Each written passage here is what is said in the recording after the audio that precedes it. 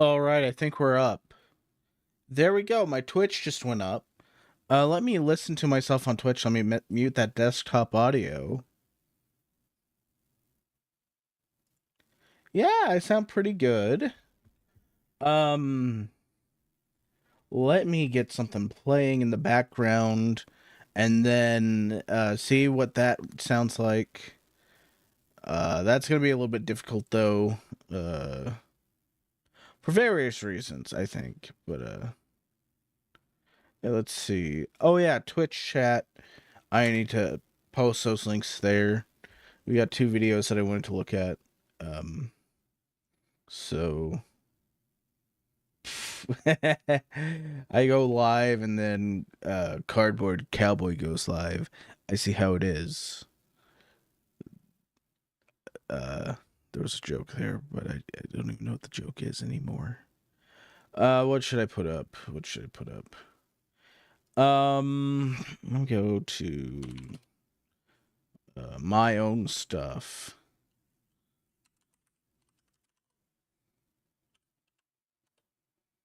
Let's just go to my own stuff. I mean,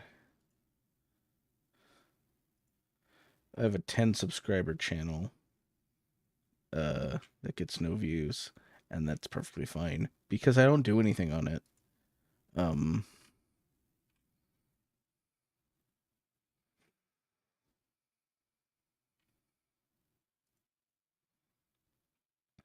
let's see. Let me find what's a good one. Oh, this one's from 6 years ago. Yeah, this one's pretty good. This is pretty good. I like it. I made this in GarageBand on a MacBook 6 years ago. Probably longer than that, actually. But anyways, we're going to mute the desktop audio so I can hear myself. Oh, I messed it up. Hang on.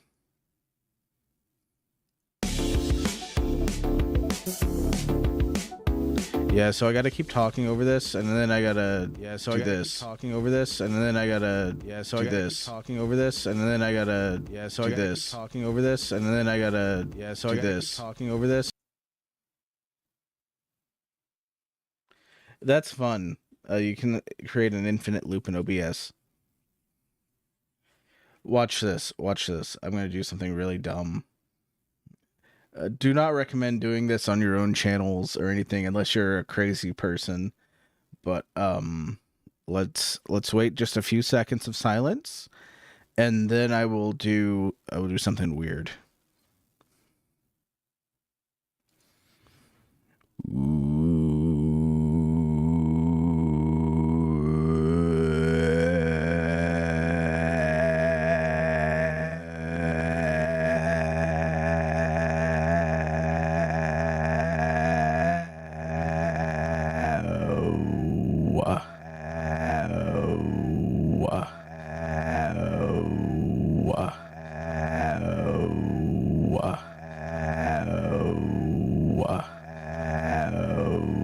It never ends, it never ends, never ends, it never ends, never ends.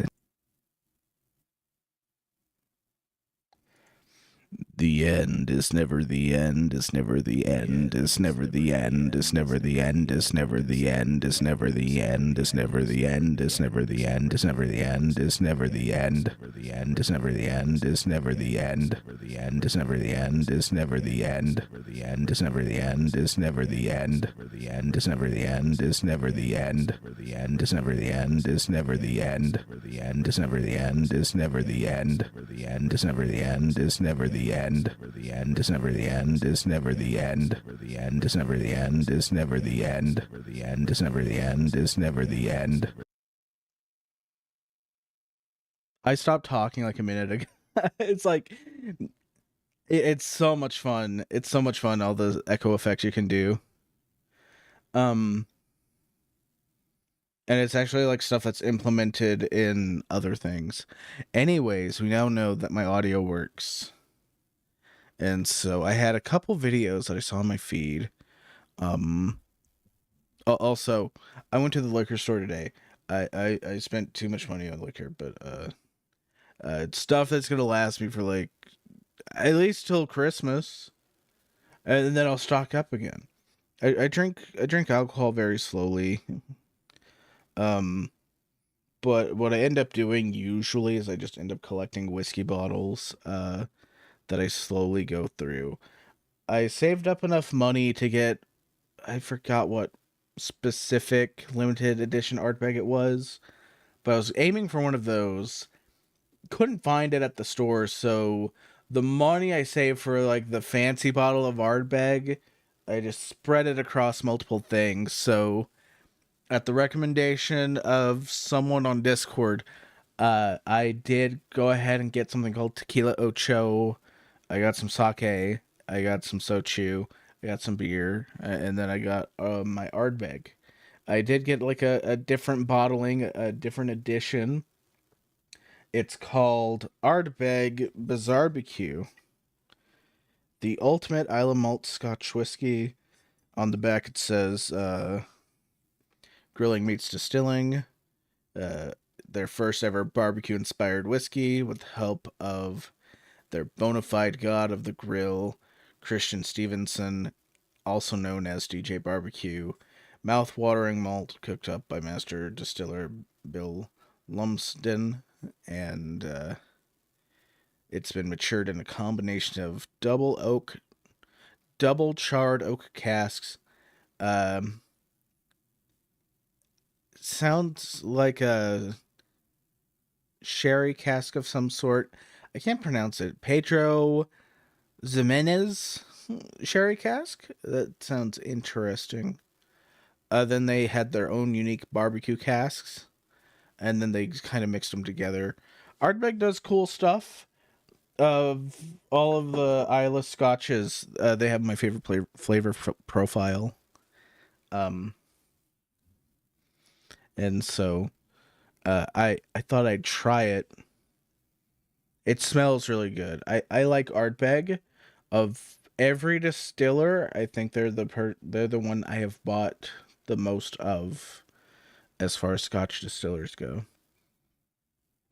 And they're the only ones I can think of that I've bought like repeatedly the same bottles from, and that's with like it taking me 3 months to get through one bottle. So it's like, okay, yeah, this is pretty good stuff. It's pretty good stuff. Um, but yeah,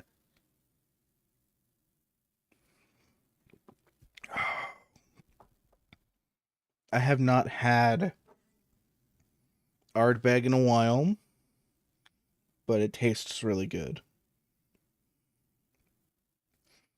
And it's not too bad as far as the proof goes. It's 50 proof. Not 50 proof, 100 proof. Um yeah, it's got that classic Ardbeg smoke flavor, and I really like it. When I tasted it a little bit earlier before the stream, but I just said to myself, it's been a long time since I've had a scotch. It's been like a year, I think, since I've had a scotch. And yeah, I forgot how good it was, man. I missed it. I really like I don't know. I like that smoky flavor. It's something unique. I don't know what it is, but I like the smell. I like the flavor. I like all of it. Um, but that tequila ocho, I tried a little bit of it earlier. Not like a full shot or anything. Just enough to taste, and that was really good. That was really good. Uh, I gotta try it again some other time. But tonight I'm going with Ardbeg. So, anyways, we have two videos right now, and they are about Team Fortress 2, Fix TF2, All these people, they're doom posting, they're doom pilling, and they're all upset because Team Fortress 2, you know, yes, you can say that it has a bot problem. Yes, you can say that fix TF2 needs to happen. You can get Valve's attention. You can rate the game as it currently stands. Let me pull it up. Actually, if I go to Team Fortress 2, I can actually show you where it's at now.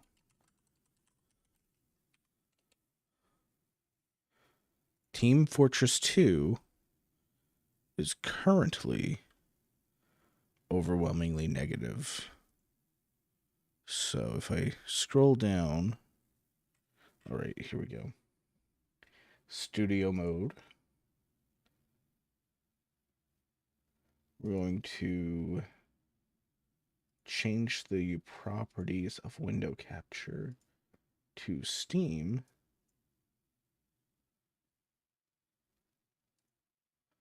Oh, that didn't work. Okay. Well, whatever. Whatever. You can just see it right here. It's overwhelmingly negative. But yeah, I was really hoping that the studio mode would prevent that, but it didn't.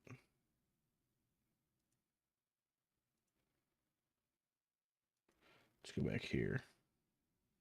So, Team Fortress 2 is currently overwhelmingly negative.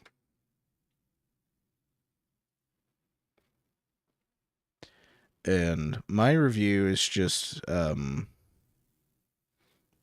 it's just not something I can recommend to anyone in its current state, because it is just unfortunately unplayable.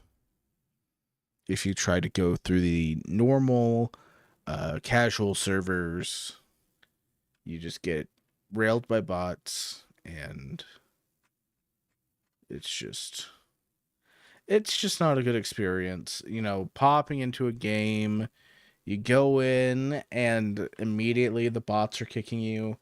I actually have my own video showing this happening, where the bots kick me out. I have my own video that's unlisted. I could probably link it later. We could look at it, because I wanted to do like a fixed TF2 video, but I didn't have time for it. Streaming's a lot easier than making videos. I can tell you that much, because I'm just right here. But that's besides the point. The point is that a bunch of people have come out. They've said, we want to have you sign this petition, save.tf. Type it in that URL and you will be led to our website. And our website will have a petition. Excuse me. Sign our petition. And if you sign our petition, you know, that just adds to the signature count.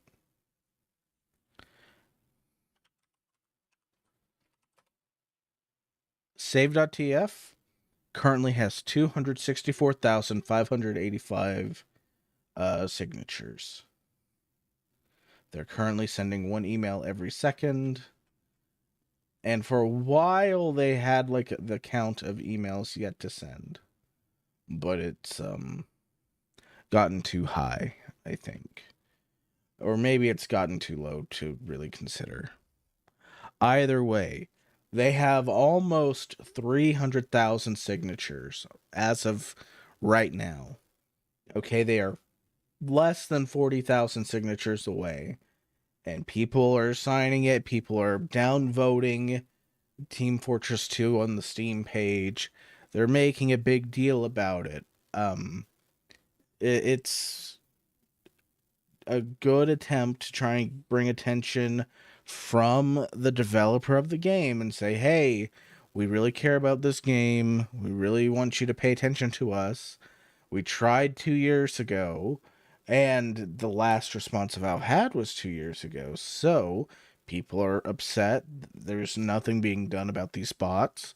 The people hosting the bots are now swatting people, impersonating them, doing all these criminal acts to keep up with what they call trolling, and it's beyond trolling at this point.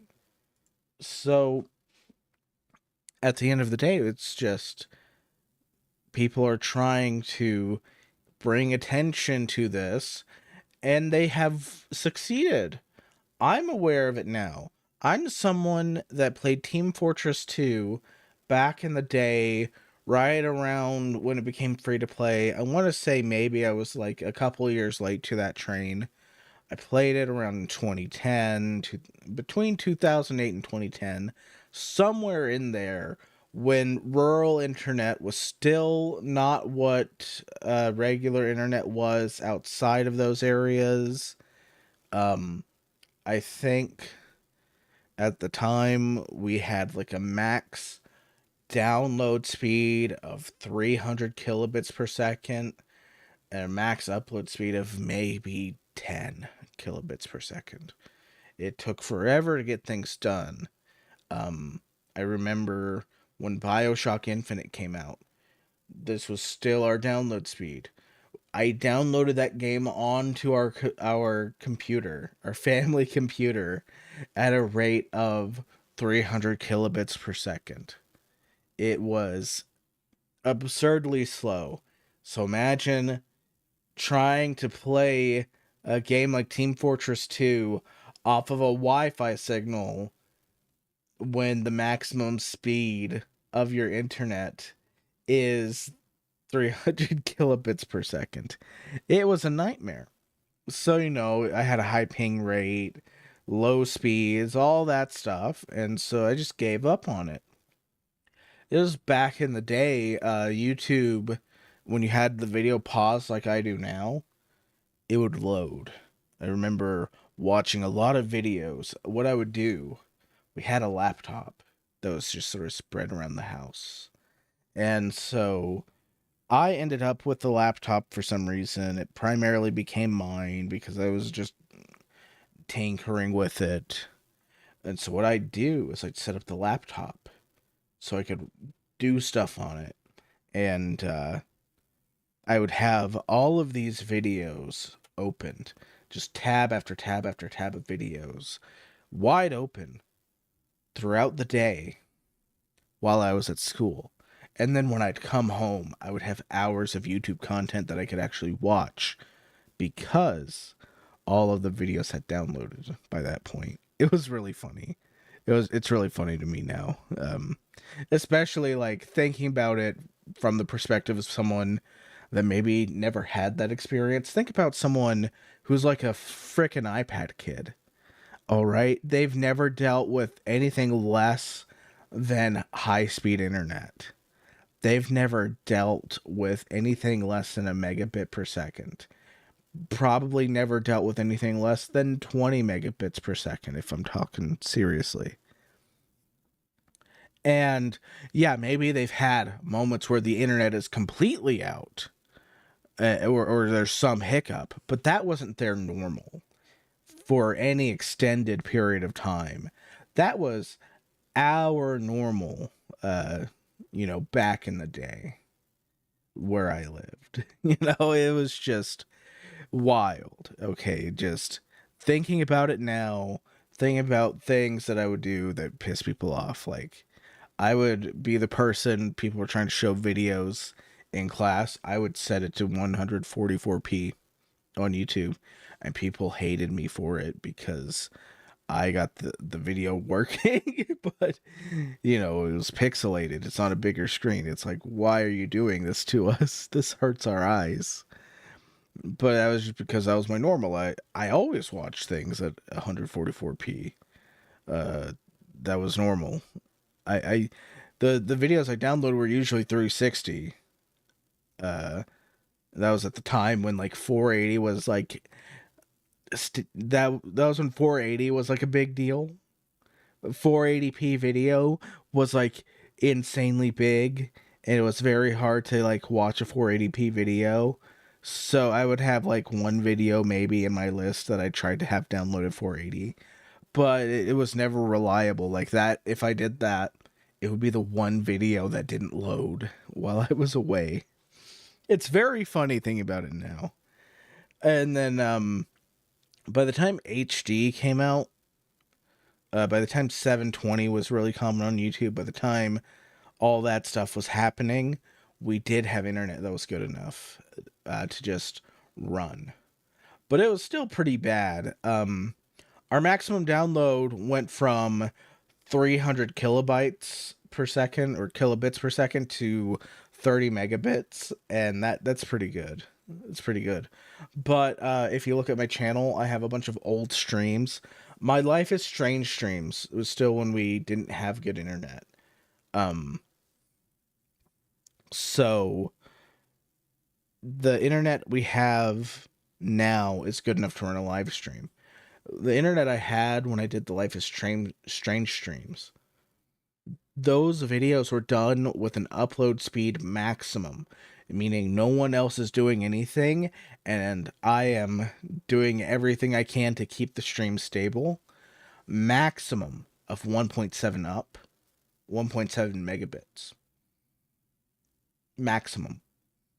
So, if you want to know what that looks like, I can really quickly change my bitrate.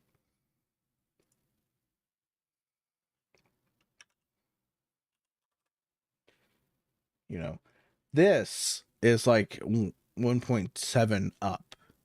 If you're looking at it right now, I can press play on this video for just a second. I'll mute it because I'm not to the reacting portion yet.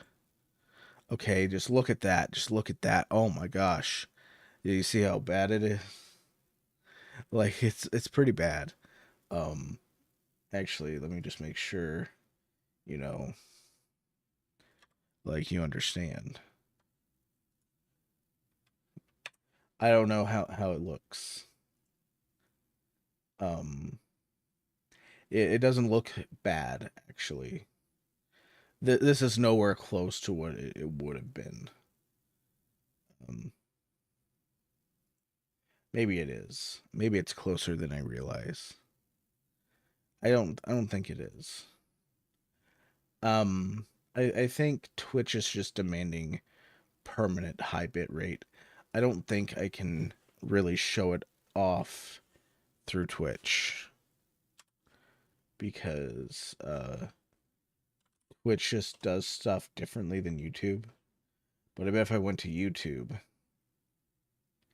yeah, let me just go to my YouTube channel. Let me pull it up. Let me pull up the YouTube version of the stream and I'll show you.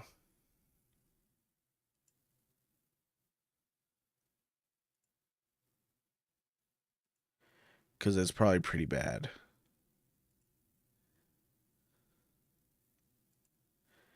All right, let's do that. Let's rewind it to like where I cut it off. You know. Oh yeah. Oh yeah. Yeah. Like we can just see how bad it is right here. Yeah, there we go. That's what I'm talking about. That's what I'm talking about. There's all this stuff, but we're ignoring one other thing. We're ignoring one other thing. 1.7 was the maximum upload total. So usually I had to do it around,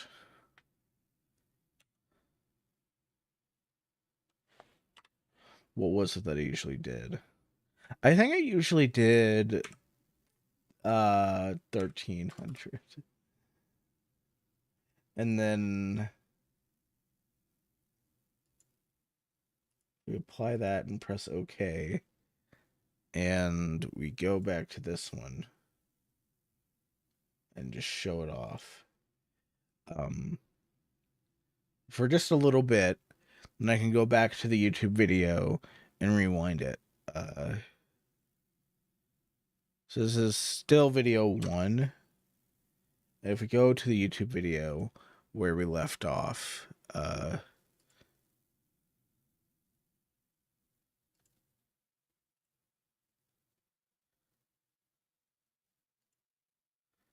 see. Here we go.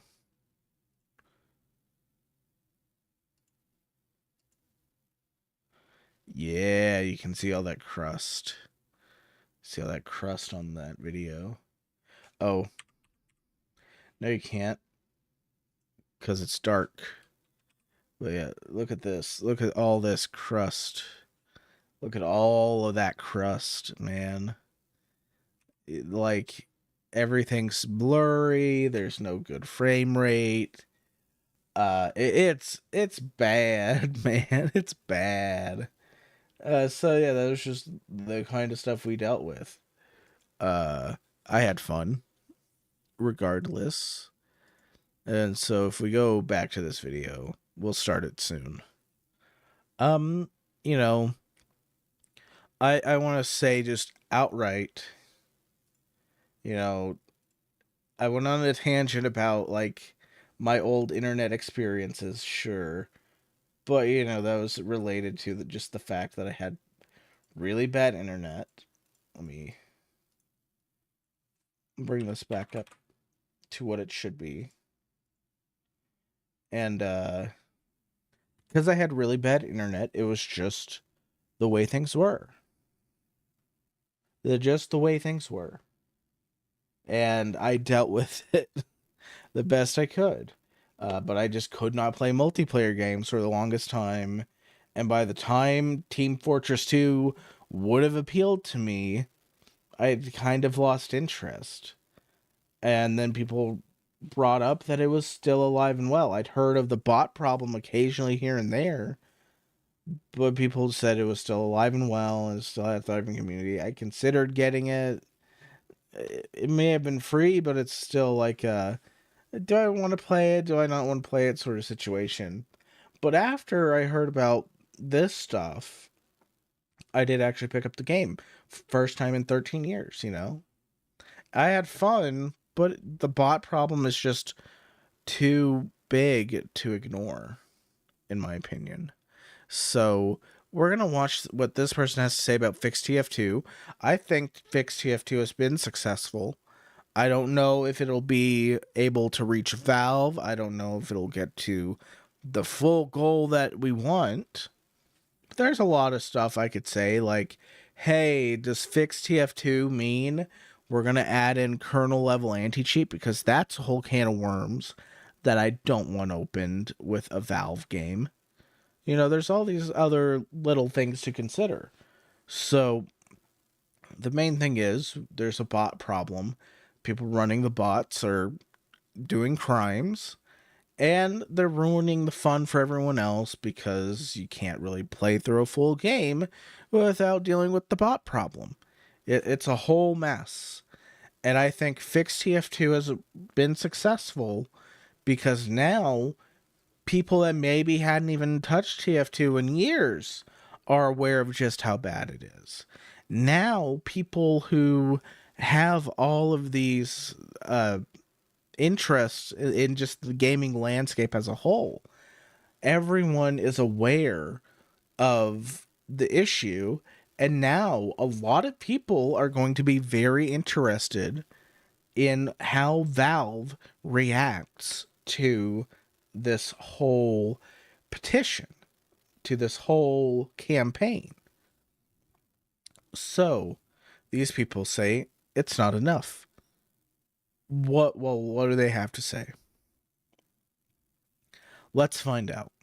You probably know FixTF2 happens in a couple days, and that Wheezy is spearheading the movement, but you probably don't. I already don't like this. My thinking is whenever I make my full videos, I really want to avoid including music of any kind unless I made it myself or unless I licensed it. Like, it could be white bad audio or something like that. But when it's something from a video game, at this point even, I'm just like, oh, no. I need to know. I need to know that the copyright holder actually owns the rights to this. So, because right now, it's going away. It's going away because they haven't responded yet, unless I wake up tomorrow morning and have a copyright strike. But, I have a copyright strike on a stream I did of Metal Gear Solid 1. And, not a copyright strike, a copyright claim. And, the person is like, yeah, my hardstyle rap that samples the end credit song, because I have that, your video that has the end credits to this video game, I claim it. You used my melody. I was like, well, where's the hardstyle in my video? They disputed they rejected my dispute originally. So I debated on it for a while, quite a while. And I finally just said, screw it. I'm going to just tell them. I'm going to tell them what it is. And so I told them what it was. And they have stayed silent for 7 days now. It expires in 1 day. They have less than 24 hours to respond to my articulate claim that I did not use their song in my video, and that they cannot claim my video because they sampled a song and my video happens to use a song that they sampled. That's just not appropriate. That's not appropriate use of the copyright system. So I already have that problem with this video, is that they're using music, and I don't know if I'm gonna get copyright claimed. Don't know that a live stream was uploaded to a teeny tiny channel called Upon Further Review. This live stream has over an hour worth of discussion featuring Richter Overtime, D-Will, Lucid, and most importantly Zesty Jesus and Wheezy, who are all on board for pushing certain movements to make TF2 different from the failure that was Save TF2, to affect Valve outside of just the social sphere, to put the ball in their court, in order to not only grab Valve's attention, but affect them financially as a community by pushing the idea of a boycott, which is a fantastic idea and wouldn't hurt in the slightest to try. And when I mean everyone's on board, I mean everyone except for the one guy who's in charge of the movement, being Wheezy. I don't know that there's anyone in charge of the movement. What makes Wheezy in charge of the movement? That's the thing that sticks out to me. Okay, so he's against boycotting. He's not really interested in boycotting. What does he do? Does he play MVM? I know from one person that I watch, Kratosis, MVM costs money. Maybe he likes MVM. Maybe it's his favorite game mode. Costs money to play. That's just how it is. Tickets, you gotta spend like $15 or $20 worth in campaign tickets. I don't know. Maybe that's just what he likes to do. This wouldn't be nearly as bad if it weren't for the fact that this movement without an encouraged boycott or not even review bombing the game is as good as Save TF2 Part 2, as all Fix TF2... I don't know much about Save TF2, but I did mention before, we did have a whole thing happen where the Team Fortress Twitter account was the last official response to anything. And in 2022, it's currently 2024. In 2022, they said, "Oh, we hear you loud and clear. We'll work on something." And the community never heard a word about TF2 from Valve since. And so that's disheartening. It is. But, this happened June 3rd. People were already talking about it before June 3rd, just month of June. All right. Today, it's not even it's the 6th, I believe. Yeah, it's not the 6th. It's the 7th. It's the 7th of June. It's been 4 days. And, I mean, we may not have seen anything when did this video come out. Came out June 5th. It had been 2 days. 2 days. People are discussing the best way to get Valve's attention. Okay, well, you know, maybe one person out of a handful of people just says, "Oh, I don't think boycotting is the right move." I don't know. Like that just sounds like one person's opinion. I don't think it's gonna destroy a whole movement or anything. I don't know that people really care about boycotting the game as much as they care about fixing it, because in its current state, you can't really play it very much unless you know what servers you like. And if you don't know what servers you like, well, that sucks for you, because guess what? The community server list, you never know what you're going to get there until you go explore it. And if you are the type of person that just isn't interested in a community server experience for one reason or another, I mean, you're out of luck. You've got to struggle in the casual servers till you reach level 10, then you can do competitive. And competitive comes with its own drawbacks, because you're going to have limitations on your gameplay. It's less about having, the vanilla fun experience and more about, oh man, I'm going to figure out how to do everything to the best of my ability. And there's not as much goofing off in competitive, I'd assume. Oh, I just realized I turned off the... Is doing different is that we are now framing Valve as the problem, and we have a website petition to save TF2 that is barely working right now. Apart from the fact the website has tens of thousands of people's potential... Hundreds of thousands. 200,000 is hundreds of thousands. And the website isn't really broken, it's just like they're like a bunch of people trying to send emails through, and they're trying not to get spam filtered. It's worked every time I've gone to it. So it's not a broken website. Potential signatures banked up. The differences from Save TF2 to Fix TF2 are just obvious things that should have been done the first time. And based on how Valve reacted to Save TF2, it's obvious that Fix TF2 at the moment is going to be no different. There is nothing unethical about encouraging players to stop giving money to a corporation that's let TF2 rot to the extent it has, and neither would normal... I just don't know how you can say that 2 days after something has happened. It's like, oh, they didn't react 2 years ago, so like they won't react at all this time. We don't know.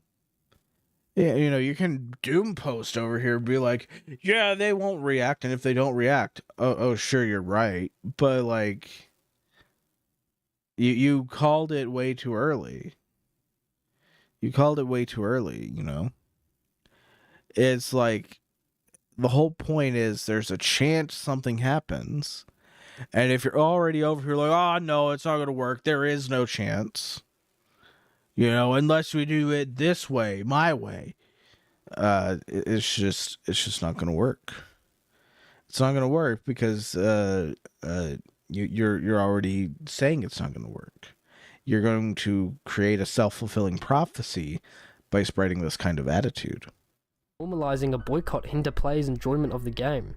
If you want to gamble with keys and cases in this dying 17-year-old game, stop. Just don't. It's the financially responsible thing to do for you and for the community. Many others, including everyone in the discussion, agree. The only thing, the only thing I disagree with is, the efficacy of a boycott. But it isn't really, like I said earlier, it isn't based on, the Reddit chungish, positivity angle. It's just, the pure practicality of it. Why do you think it wouldn't work? I'm curious. Why do you think a financial boycott would not work in this case? Sure. How about you tell me why it would work, and then we can work off that. I think, the same way any other financial boycott has worked before. You're hurting their bottom line. It's very... Let's just go through with it, okay? Kratosis, as I mentioned earlier, he's pointed out, Team Fortress 2 has been like a silver level earner for Valve, for Steam. They have categories at the end of every year, like their top, these are the games that made us the most money. Team Fortress 2 has been in the silver category. So that's like within their top 50 earners. So yeah, I think a formalized boycott would definitely like get a lot of raised eyebrows. People be like, "Oh, hey, yeah, that game that was like making us a decent chunk of change. Well, suddenly it's making us nothing." And people are saying they'd give us more money if we did something about that bot problem they've been having. Maybe we should look into that, So yeah, it's like, I'm not saying a boycott would or wouldn't work myself. I'm just saying, like, you can have disagreements about why one would or wouldn't work. You can discuss it. That doesn't mean that this whole awareness campaign, this attempt to get something done about the state of the game, isn't going to work. I'm just confused by this. Simple. And if you watch this discussion, when basically everyone is explaining why a boycott would be effective, Wheezy kind of just has these absolutely nothing reasons for not wanting to, and just yaps a lot, speaking out of his ass. His two fundamental reasons for not pushing a boycott in the movement is because he's not sure if the quote-unquote ethics behind pushing one, and he's concerned that it will force players to hinder their own enjoyment at the cost of the boycott, which is stupid, because what's unethical is being a company that makes millions of dollars a year off players gambling and buying hats in a game that isn't playable. I don't think that's unethical. I think the unethical thing is, not dealing with the bot problem. But, I mean, the question is, it's like, okay, well, if people are buying the stuff and paying for it, and they know the state of the game as it is now, I can't really find an ethical argument against Valve. Yeah, like, if they're still making money off of it and people know how bad it is, I mean,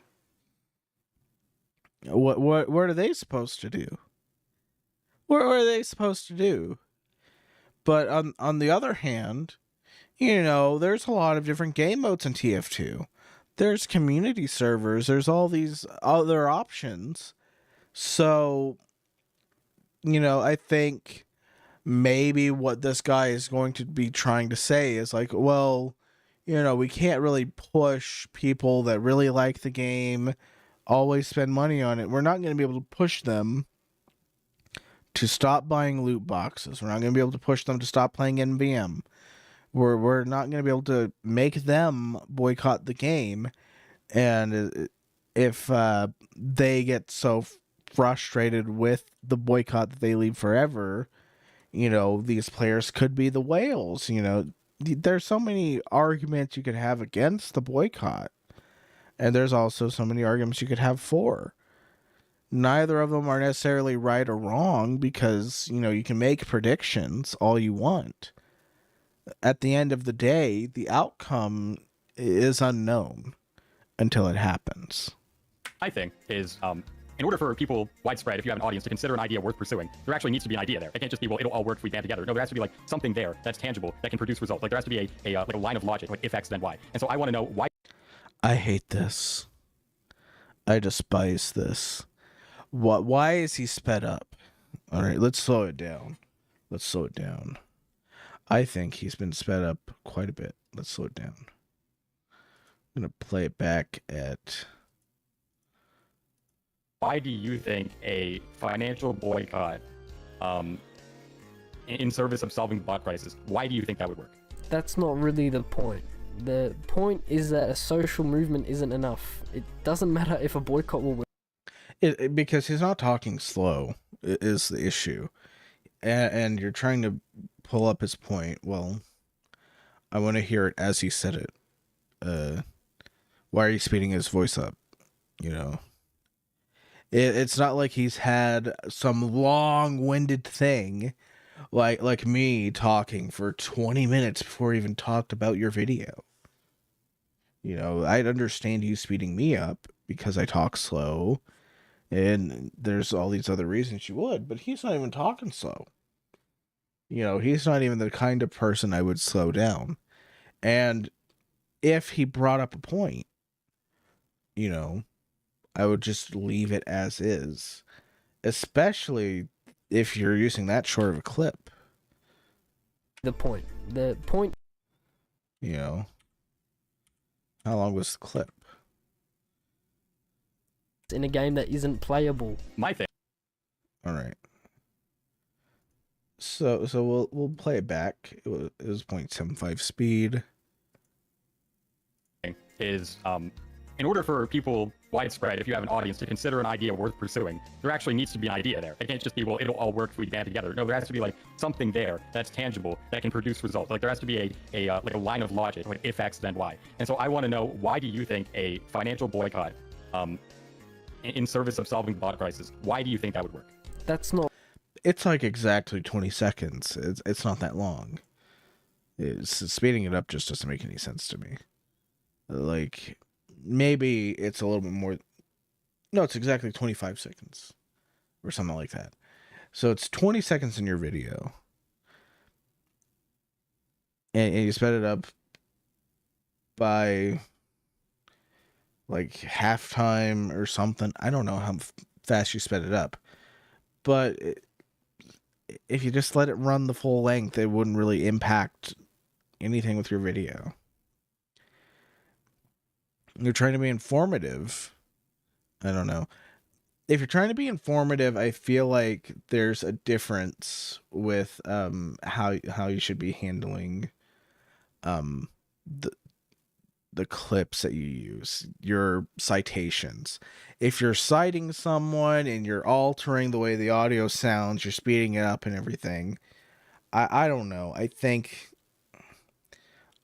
that you need to be careful with it.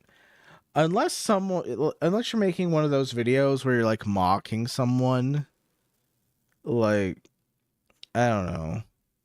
Because if you're talking about someone yapping, going on and on and on about nothing, I think that makes sense if they really are talking about nothing. Nothing forever and ever and ever and ever. You know, at that point, you know, you speed through it. You know, if I have like a ramble where I say the end is never the end, is never the end, is never the end, is never the end. Yeah, over and over again. And that's just a part of it, you know. You can speed through that, you can like fast forward through some things, but you're responding to this point. I feel like the original delivery needs to be there so that everyone's on the same page. Not really the point. The point is that a social movement isn't enough. It doesn't matter if a boycott will work or won't work. The problem is that he isn't even trying to push it in his movement aimed to fix TF2. We will never know if we don't try. Regardless if it will work or not anyway, there's heaps of reasons to why it would. For me, it's a 1-2 punch. So historically, financial boycotts tend to work when game developers are doing something the players don't like. Your example with World of Warcraft is a quintessential textbook example of this. I find it funny. Go ahead. No, and I find it interesting that you use World of Warcraft as this example, but then also promote the idea of a financial boycott wouldn't work, because that's exactly what happened with World of Warcraft. When they were upset with the legacy server treatment, people started unsubscribing en masse. And it wasn't until that started happening very publicly, mind you, it's a 1-2 punch. It's not only the financial negativity, but the social negativity being reflected back on the company. And they very clearly hated that because they stopped publishing the subscription numbers, right, as damage control. So that's a 1-2 punch. It's literally a 1-2 punch. World of Warcraft was an example where the corporation was attacked socially and financially, and it worked. We already tried focusing on just the social movement with Save TF2. Social movements don't tangibly affect Valve. You need the financial aspect. There's historic proof of when and how a boycott is effective. We have the prime scenario to push a boycott, and Wheezy just isn't. Well, the other thing you have to consider too is that with the social element, how big was it? How many people cared? How many people cared in 2022? How many people care now? What are people doing about it? What is being impacted by the idea of fixed TF2? Well, unlike 4 years ago, I messed up. Unlike 2 years ago, we now have a game that is being rated overwhelmingly negative. Because the bot problem is a big issue for a lot of people, to the point that it has over 30,000 negative reviews, overwhelmingly negative recently. Slowly, we might even see the overall review score instead of the recent review score turn to mixed. Very unlikely because, that requires it to be like 50-50. But, we're getting closer and closer to that if enough people change the original like of the game to a downvote. Heck, if enough people do that, then their all-time review score will be overwhelmingly negative. And that would be a big blight on the company, So that's one thing that's changed. The other thing is, well, more people are aware of all of the issues. More people are talking about it than in 2022. I didn't see this much buzz about it in 2022 that I recall. But now you have a lot of big creators talking about it that aren't even connected to TF2. So, the social element can work. Social pressure does work on corporations. You don't necessarily have to go after their bottom line. And with a company like Valve, I kind of agree with the Mutahar video I saw on this. Yeah, TF2 might be in the silver category of their earners, but maybe they just don't think it's worth it. Maybe they think it's more worth it to make that new hero shooter Overwatch clone. Maybe they think that's worth it. At the same time, if you see how Valve treated their previous hero shooter that inspired Overwatch, Team Fortress 2, and you look at the bot problem in that game, I think you're going to be asking yourself a very hard question. Is it a good idea to even try and get invested in this new hero shooter that costs money to enter and then tries to microtransaction me out of more money? I don't know, because how do I know it doesn't meet the same fate as Team Fortress 2 in less time? Because Team Fortress 2 didn't get to where it is overnight. It got here over the course of over a decade. So now we have new games coming out that are already going to have the bot problems that Team Fortress 2 has. We already have the cheater problems that Team Fortress 2 has in Counter-Strike, and in the new, we're going to probably see them in that new Overwatch clone Valve is making. So all of this stuff is going to combine in some way and cause issues. So you have a bunch of small little issues that the consumers are going to bring up, and it could eventually force Valve to do it without even impacting, their financials.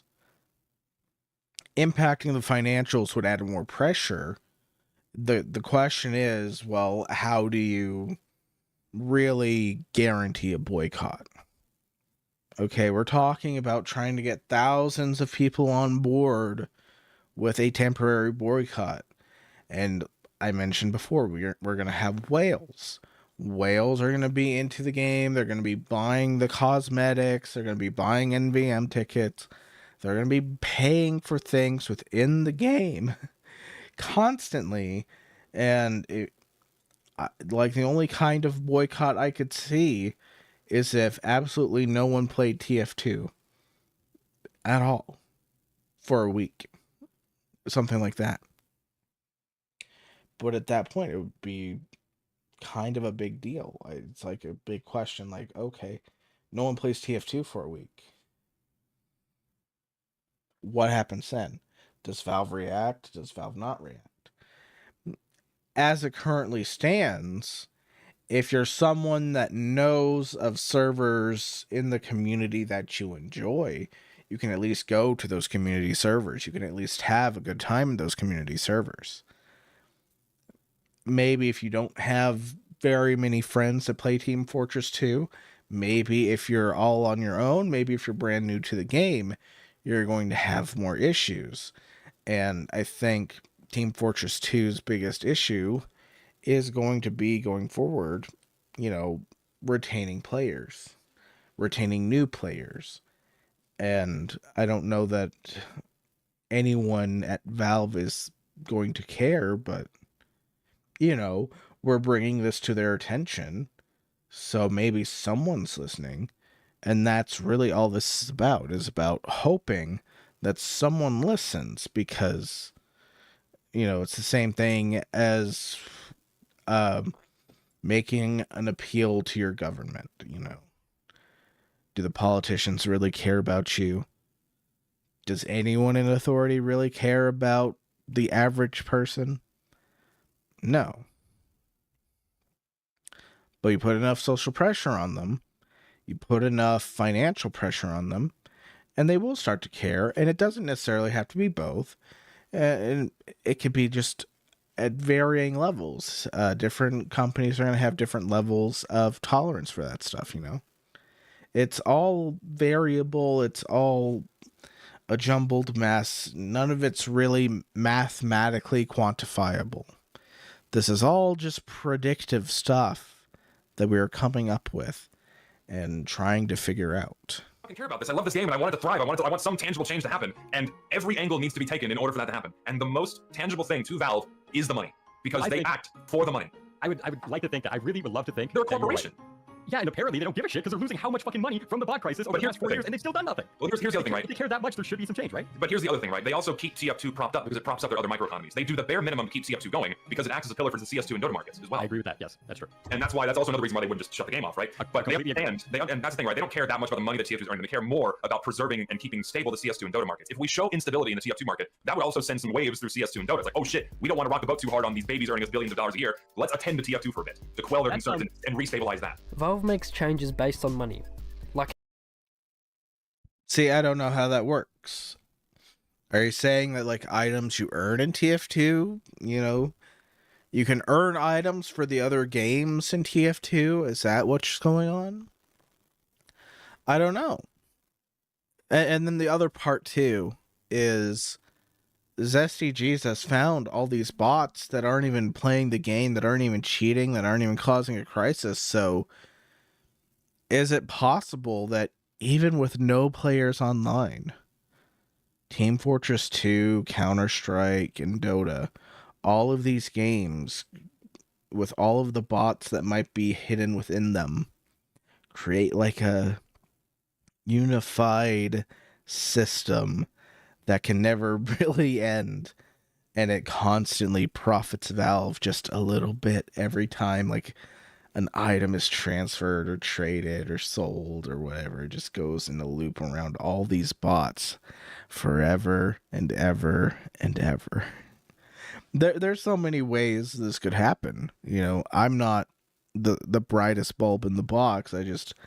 I'm just thinking out loud and reacting to this video. Like how all corporations do. The world revolves around money. Valve acts for the money. It's the most tangible thing to Valve.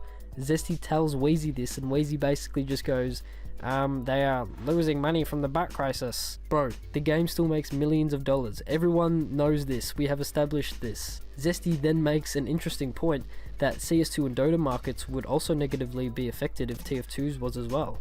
And Wheezy kind of agrees, and they speak about that for a bit, as CS2 is also suffering a similar treatment to TF2. So if Valve sees that TF2's market goes down because they neglect it so much, the same may happen for the other game they neglect at the moment, being CS2. So doing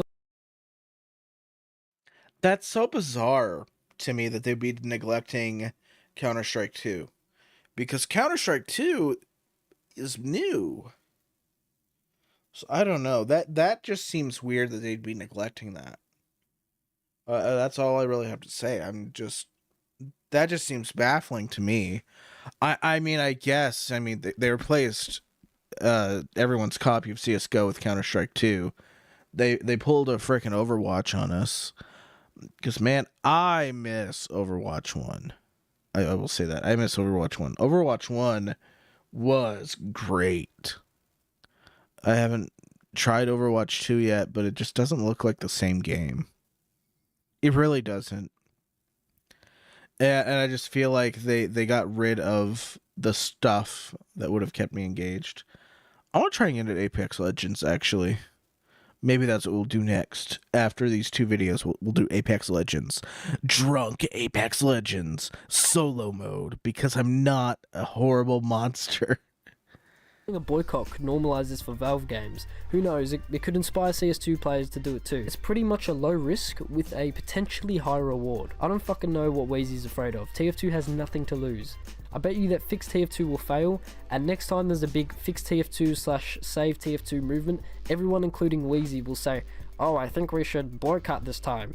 But fuck, I hope I'm wrong. I hope it does work. Well, I mean, here's how you get things to work.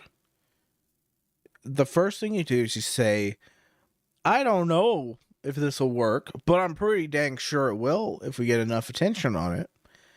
And then instead of, complaining that one person out of 5 or 6 people is like, oh, I don't want to do a boycott. When everyone else is on board for a boycott, just promote the boycott, man. That's all you got to do. You just promote the boycott. Say, hey, we're boycotting Team Fortress 2. We're not giving them any money. Heck, don't even play the game if you're a regular player. Just log off for a week. Done. You've spread it more. Okay, I don't know what Valve's limit is that they need to actually change anything about the bot crisis, to actually try and implement some kind of anti-cheat or anything like that. But, complaining about one guy, getting one guide, just isn't going to work. Maybe I'm wrong, though. Maybe there's more to this. Who knows? I'm not trying to be a hater. I want what's best for this game, and it's such a no-brainer to encourage the community to stop buying shit. It's like the game spheres of CS2 and Dota look at that and go, oh, why is this economy failing? Why is this game falling apart? And that's starting to happen in CS2 as well, where Valve is very clearly showing their hand with their neglect on that game's front, and it's starting to, make people uncomfortable. Very uncomfortable. What I'll say is, I won't leak anything, but Richter did tell me a thing, and I really like this thing.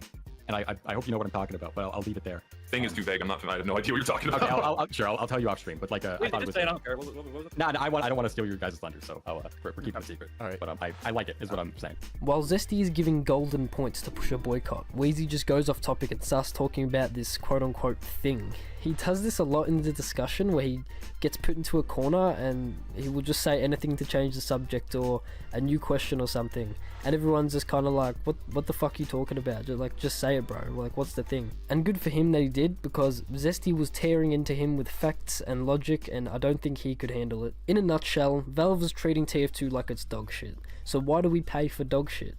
Yeah, sure, they could make even more money if they fix the game, but guess what, Wheezy? Not only does that not prove why we shouldn't do a boycott, but the game still makes millions despite the state it's in, and it's been 6 fucking years and they haven't fixed anything. They obviously feel more comfortable to not fix it and still make money instead of fixing it and making more. They prefer low effort, lower reward, rather than high effort, potentially a higher reward. This isn't revolutionary Valve activity. We have known this for ages. Just push a fucking boycott. Not only could a boycott, if done correctly, create an actual tangible issue for Valve, but it's just the financially responsible thing to push, to voice that players shouldn't spend money on a game that doesn't work. It just makes sense and there's no risk involved. Richter and Zesty says this also. I don't think it'll move the needle as much as you hope, man. What if I it's think it the will, right because- thing to do, Easy? What if it's the right thing to tell people to pull out of this game before they lose all their money on it? What if it's the right thing to tell them to stop gambling in this fucking stupid-ass 17-year-old game about hats? I fucking did it. I cashed my shit out because when I found out that there's fucking 50,000 bots every day at minimum, I'm like, fuck this. Why am I but giving this come game on. company my money? Sure, but also, were you kind of worried that all your shit would immediately tank in value? Was that not a concern also? What does that even have anything to do with, bro? No, of course it was also a concern, but it was also for the fact that I'm like, why am I No. Things tanking in value. I mean, think about it. Like, those items that you get from Steam games, they do have value. You can sell them for in-store credit, for cosmetics, for all these other things. That is a actual concern. Especially if you do like a loot box and you get like a super rare item and someone really wants it, you can trade it. You make a lot of money. Is there like a hat in TF2 worth like $100,000? I think so. I know there's like skins in CS:GO or CS2 now. They're worth thousands, you know. Just crazy stuff like that. I mean, that would be a concern. That is relevant, I think. willingly dumping all this money and supporting this game and this company when they're letting it decay to this extent? And I just sold all my shit. Wheezy, do you think this game is worth millions of dollars right now? A game that is broken, a game with a movement called Fix TF2 is worth millions? Is it worth our money? No, it's fucking not. Get this movement together, Wheezy. This movement is supposed to aim for a better future for the game, and all we have established with the movement is, oh, we learnt from safety. I will say, from my experience playing Team Fortress 2, why would I buy tickets to play NVM? Why would I buy cosmetics in Team Fortress 2? Why would I do anything in that game? It just doesn't make sense. It just doesn't make sense. Makes no sense whatsoever. Just seems boring. Just seems like a waste. But then the thing becomes, as you play more and more, there is, there's the whole loadout system. You can get different weapons for your character, all these other little things. But that still doesn't make it worth playing because you can get a lot of those items for free, and it's just not worth it because you won't even get the chance to use the items that you buy. They get cheaper off of Valve's website, off site, You may not get to use them because of the sniper bots. TF2, we are going to be more stern and address Valve at fault this time. We're going to demand an answer from Valve. Let's go. Woo. But when suggested to boycott the game, all of a sudden it's way too much. And it might be unethical, and it might ruin fun for players in an already unplayable game. All Wheezy has to offer is a Save TF2 Part 2 with a Fix TF2 petition that barely works and takes hours to send you a confirmation email, and most people just end up forgetting to confirm their petition. This movement ain't going. I mean, yeah, it's you can't really risk the spam filter if you're trying to do something like this. Where was I? Was there? But yeah, it's the spam filter. They're trying to avoid getting caught by spam filters. They're trying not to spam servers, because if you're sending messages and spamming servers and you've got 18,000 emails to send, you're sending them at 1 a second. That's just the maximum your server can handle without getting flagged. It's people saying, hey, this is spam, it's spam, it's spam, 1 email a second. That's the maximum I've seen from them. It's just the way that these things work. If you have constant emails going out, they might get picked up as spam, and people don't often check their spam folder because the spam folder's gotten very good. Just ignore it. It gets deleted on its own. You rarely check your spam folder for anything anymore. Last time, big YouTubers like Moist Critical spoke about it, and all we got is a tweet from Valve, and nothing really happened besides a little band-aid fix. We already know that Valve doesn't care about a social outcry. We need some tangible change to happen. The most tangible thing to Valve is the money. They are a corporation. They didn't make TF2 from the good of their heart, they made it for money. Wheezy basically tells Zesty, yeah man, you can push a boycott if you want, but Wheezy and Zesty know that he can't do that because of TF2 politics bullshit. I see no problem. I see no problem in hitting them at another angle instead of only focusing on the social one. So Weezy, I'm not even on the argument of like whether or not it would work. I just don't see any harm in trying. That's No, I'm at that point now. If you wanna organize something, I'll join you 100%. But here's the thing. Like, I can't do that. I as an individual cannot organize like another fixed TF2, save TF2 thing. You and your, as you said, cabal of YouTubers are the most influential sphere right now and are spearheading this. We need someone who truly... See, this is just where it goes over my head. I'm just like, I don't know. I feel like Zesty Jesus would be the person able to push something like that. Or, you know, whoever has access to the fixed TF2 hashtags, you know, whoever's the biggest players and all of that, you know, any of them could just say, do a boycott, and a lot of people would just follow suit. They'd say, no, yeah, boycott. Yeah. That's just how it is. You know, people would listen to any creator that said this. You just got to say it. You just got to say, we're boycotting TF2 now. Don't log on. Wants to do everything in their power to actually fix TF2.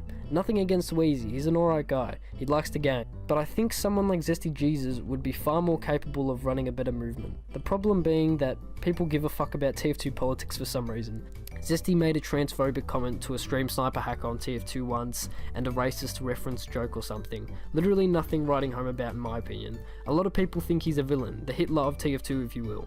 This guy got actual people going to his parents' house and sending him photos with texts saying shit like, I'm gonna rape your mum and your sister, and got phone bombed so hard he almost wasn't able to get home from his job. Zesty has been through more than whoever got called a trans slur, who probably deserved it since they were hacking in TF2. I don't give a fuck if you cheat on TF2 or any game. You deserve to be called anything. I don't care if I'm not politically correct for saying that. I really don't give a fuck. I don't even know what was said. Like, oh no, he said a gamer word? Man. Disavow, blah, blah, blah, blah, blah. Oh, he said a gamer word. We can't support him. That's just like mealy mouth. I mean, how long ago was this? What context was it in?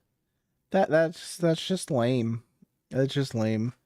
Oh, he said a gamer word once. PewDiePie bridge moment. Ooh, so scary. That blows my mind. That baffles me. That's just ridiculous right there. It's like, these people would not survive average high school experience in the 2010s. Would not survive. We are all human and we make mistakes. Zesty shouldn't be hated at all. Forgive the man. And he's done more for TF2 than anyone in this discussion. He's the guy who spent weeks sorting and analysing data to find the truth about the TF2 player count, and also calculated that Valve makes around $10 to $15 million on TF2. Even though he didn't start the movement, he's the reason this movement started. So, they mentioned earlier that that TF2 isn't worth millions. But there we go. That's something I didn't comment on originally because I wasn't aware of how much TF2 makes. TF2 makes $15 million. Maybe there's some fees in there. Cuts it down. Let's say it cuts it down to like 50%. Oh man. Like something's so screwed up at Valve they lose 50% of all the money they make on their game. That's still $7.5 million. So yeah, that's too much to ignore. So the question is, how long would a boycott have to last before they noticed?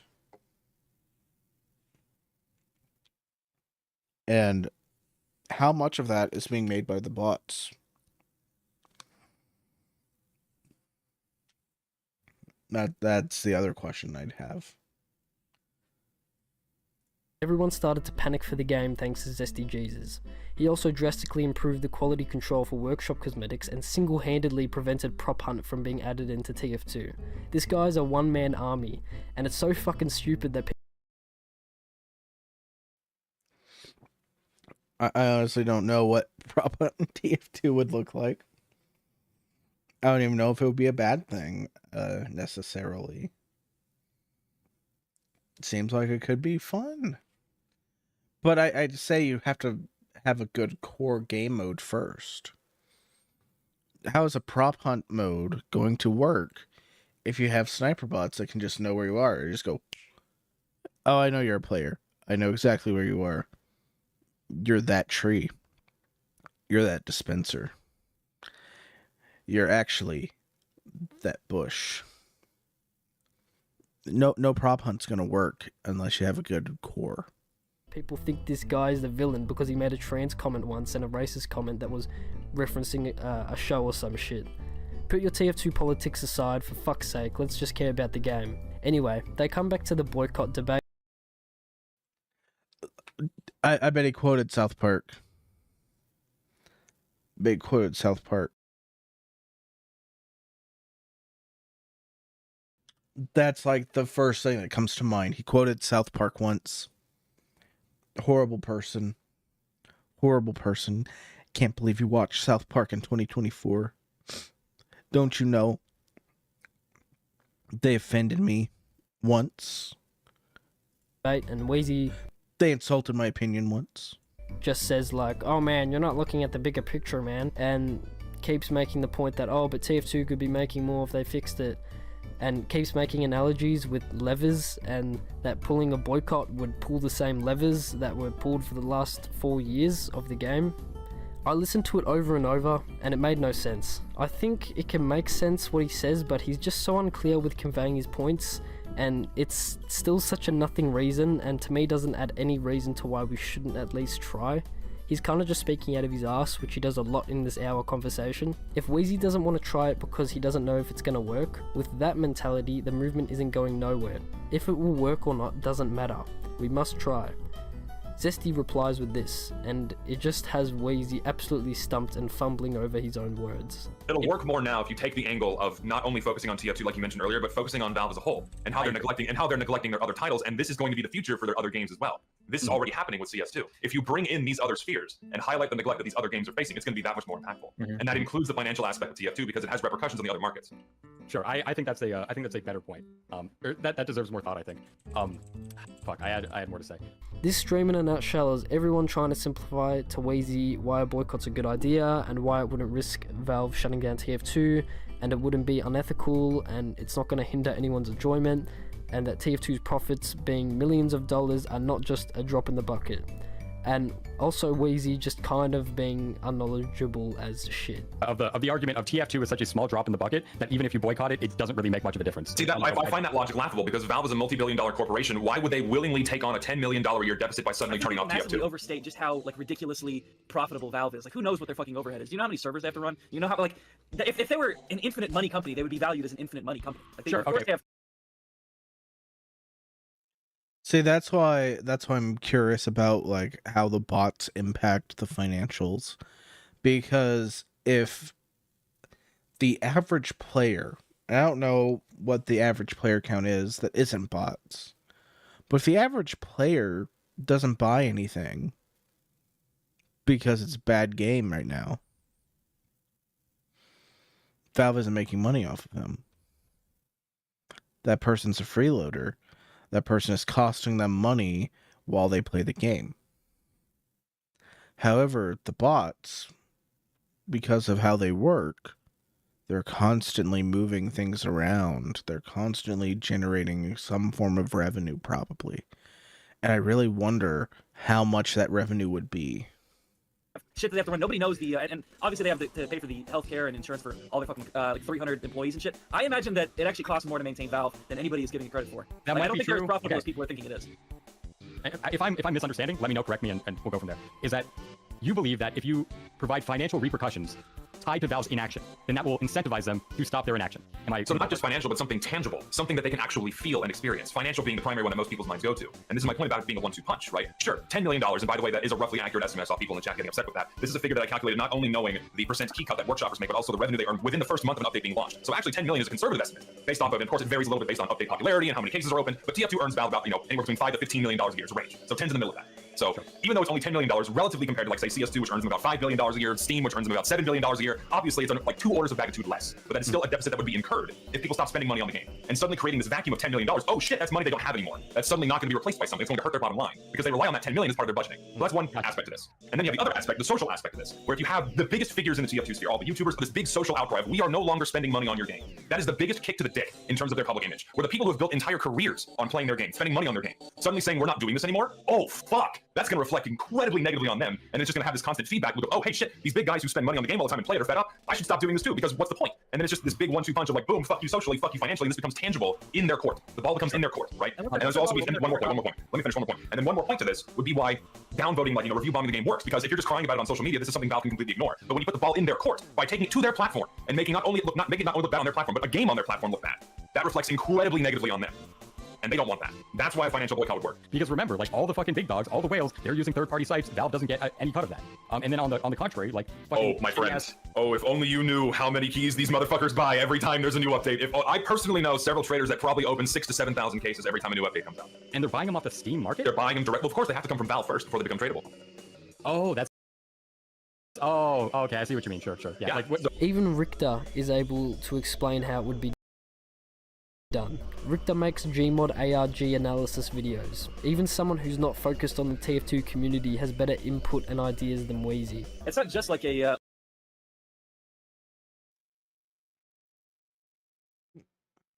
I just don't know who any of these people are other than Zesty. So I don't know. But yeah, it's like, obviously, to get the rare skins, someone has to, like, go in and do the gamble box before they can sell the skin somewhere else. The fact that someone wouldn't know that in this kind of discussion, that's a red flag to me. They don't even know that. That's a little bit of a, you didn't know? Bro, it's like 101. Everybody in the community, let's stop buying shit. It's got to be like something that the active YouTuber sphere and all the public content creators and stuff is also promoting. 80% of this video was unscripted, and I'm sick of listening to this discussion because the more I listen to it, the more I lose faith in the movement. Again, I hope the movement does well. Sign the petition and just bear with the shitty website, guys, and stop buying TF2 shit and send Valve emails, because that will amount to a lot. And the movement isn't really pushing any of that stuff, so I really want to emphasize that. Review bomb the game, stop buying shit, the game doesn't work, and send Valve emails. I agree with all that stuff at the end. I think the big thing I disagree with is like, oh, I don't know if the movement will work or not. I personally would just be like, hey, I disagree with what this one person in the movement is saying. I think we should boycott. I think we should, just review bomb the game. I saw discussions on the TF2 forums. Don't review bomb the game. Please stop. It's so dumb. It's like, okay. There's a person on there that was saying stuff like, oh, the people that are so obsessed with this casual matchmaking thing, just low IQ, don't know how to use a server finder. It's like, no, that's not the case at all. Casual mode lets you customize what you want. without having to look for a server where what you want may not be available. So, overall, decent video. Main gripe with this video, I would say that while a movement is going on actively, if you do support the movement, I would present doubts of efficacy cautiously, because maybe someone that's from corporate looks at all the stuff going on, they're like, oh, well, they don't even think it's gonna work, so we don't really have to do anything. We just let this ride out. Don't even have to say anything. And that could create a negative feedback loop that ends with this goal not being reached. And I think it's also just a little bit off to say, that the movement hasn't worked or anything like that. It hasn't even been a week. Hasn't even been a month, There hasn't been much time really for a response. And I think given the 2 years of silence, whatever response we do get, the people making it are going to take their time. They're going to make sure it's as carefully worded as possible. It's gonna take a while. Like, they're gonna make sure that either the response is a bombshell to the TF2 community, or they're gonna ensure that it's so well worded that like maybe people just accept whatever's said. It's just gonna be a whole thing. So who knows? Who knows what happens next? I think it's already worked, though, because enough people are talking about it. Enough people are now more aware than they were previously about how bad TF2 has gotten, and I think overall that's a good thing, and it's working well. So if you just go to save.tf and get a signature added to the petition, that's a good thing. If you just tell people about how bad the game is, that's a good thing. It's little steps like that that'll lead to the game itself potentially, not for certain, but potentially getting fixed, which it's needed for a long time. So, that's just my 2 cents on the matter. I'm going to go ahead, I'm going to grab a drink, and then we'll go into the next video.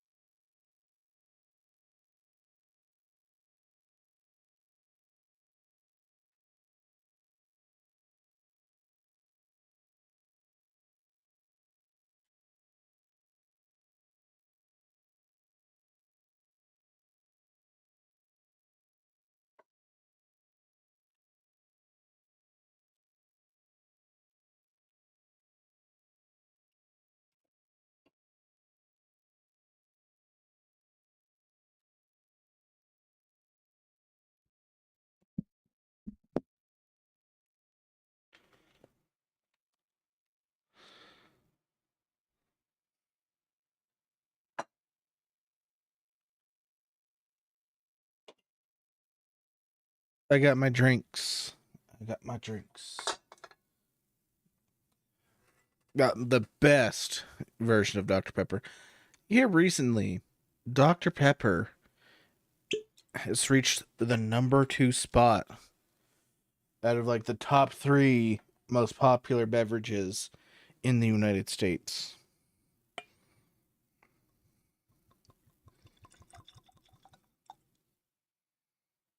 That was too much. Oh well. I will not finish that while live.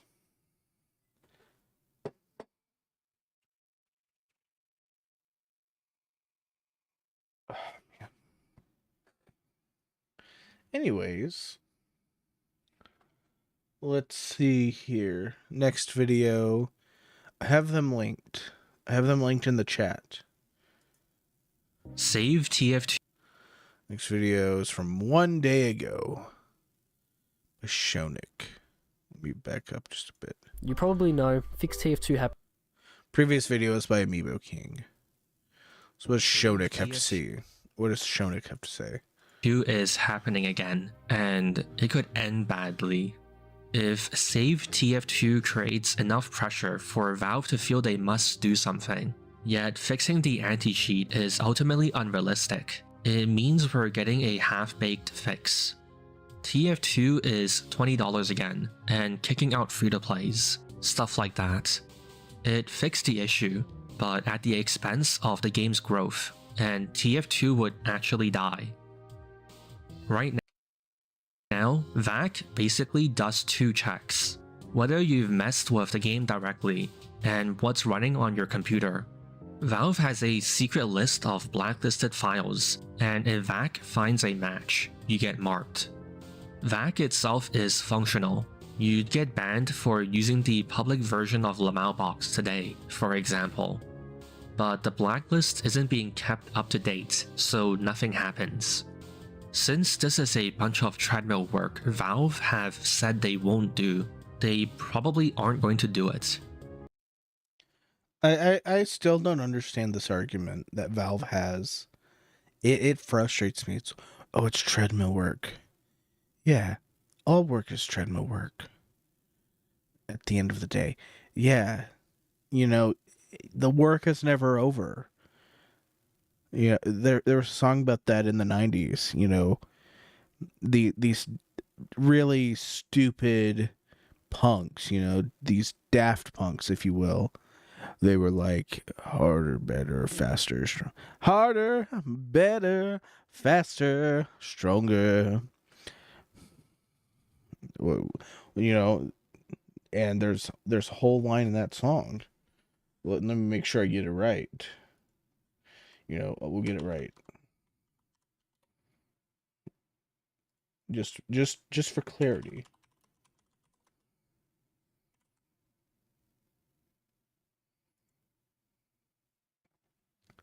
Work it, make it, do it makes us harder, better, faster, stronger. More than hour. Never, ever after work is over.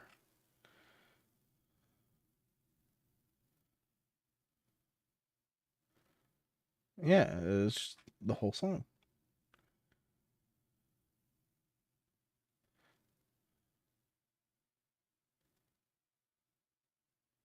More than ever, hour after hour, work is never over.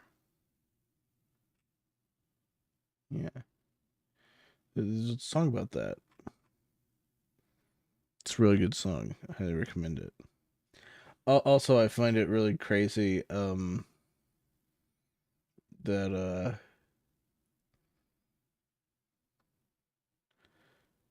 Discovery album has like a whole animated movie connected to it. Most commonly noted with like the music video for One More Time. So VAC isn't going to get updated, but they still have to do something. So this brings us to bad desperate measures, like the mute on free-to-plays from talking and calling medic, but at least it's easy. This might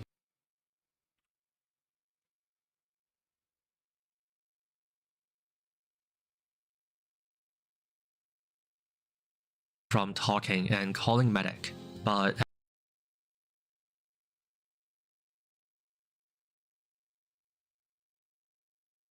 at least it's easy. This might be a manual ban wave on all the bots, then making TF2 a paid game. A manual ban wave would still be a bunch of work, but theoretically, you just do it once and they won't be able to get back in because of the strict barriers to playing TF2. I hope Valve doesn't do this, but it would work, so it could happen. Though even if that becomes the perfect anti-cheat, there's already an evolution in bots that make it pointless. Instead of cheating, the bots are created to blend in as much as possible and call vote kicks on human players. They play low-key classes such as the engineer, then randomly call vote kicks on real players. There's quite a few posts on Reddit about this already, and this is genuinely almost impossible to fix with the usual detection methods. What would you detect to tell a bad player from a bot? You can randomize every keyboard and mouse inputs, or even record your own inputs while playing normally and play a macro back. Most MMOs suffer from this type of botting problem, and it exists in CS as well. June 2023, they changed it to require an XP rank up. Bots weren't stopped, and took DM servers hostage, kicking any humans that joined to farm XP for cases. But even if the usual methods don't work, AI would work, right? Yeah, I guess that's an example we saw from the last video of how they are neglecting Counter-Strike 2. It's very fascinating. They're just letting that happen. They're just letting that happen. I think it can, but there is big assumptions you need to make. AI is basically a tool to fill in the blanks. A friend of mine put it best. Elo is his name, and what he explained is that AI is not what a lot of people promote it as. Excuse me. AI is just a human prediction algorithm, and it's usually a bad human prediction algorithm. That's why self-driving cars aren't really a thing yet, and that's why we have so many other issues going on. So, we have the self-driving car beta, which is getting better and better. You can see that with Tesla. But there's also some other stuff going on.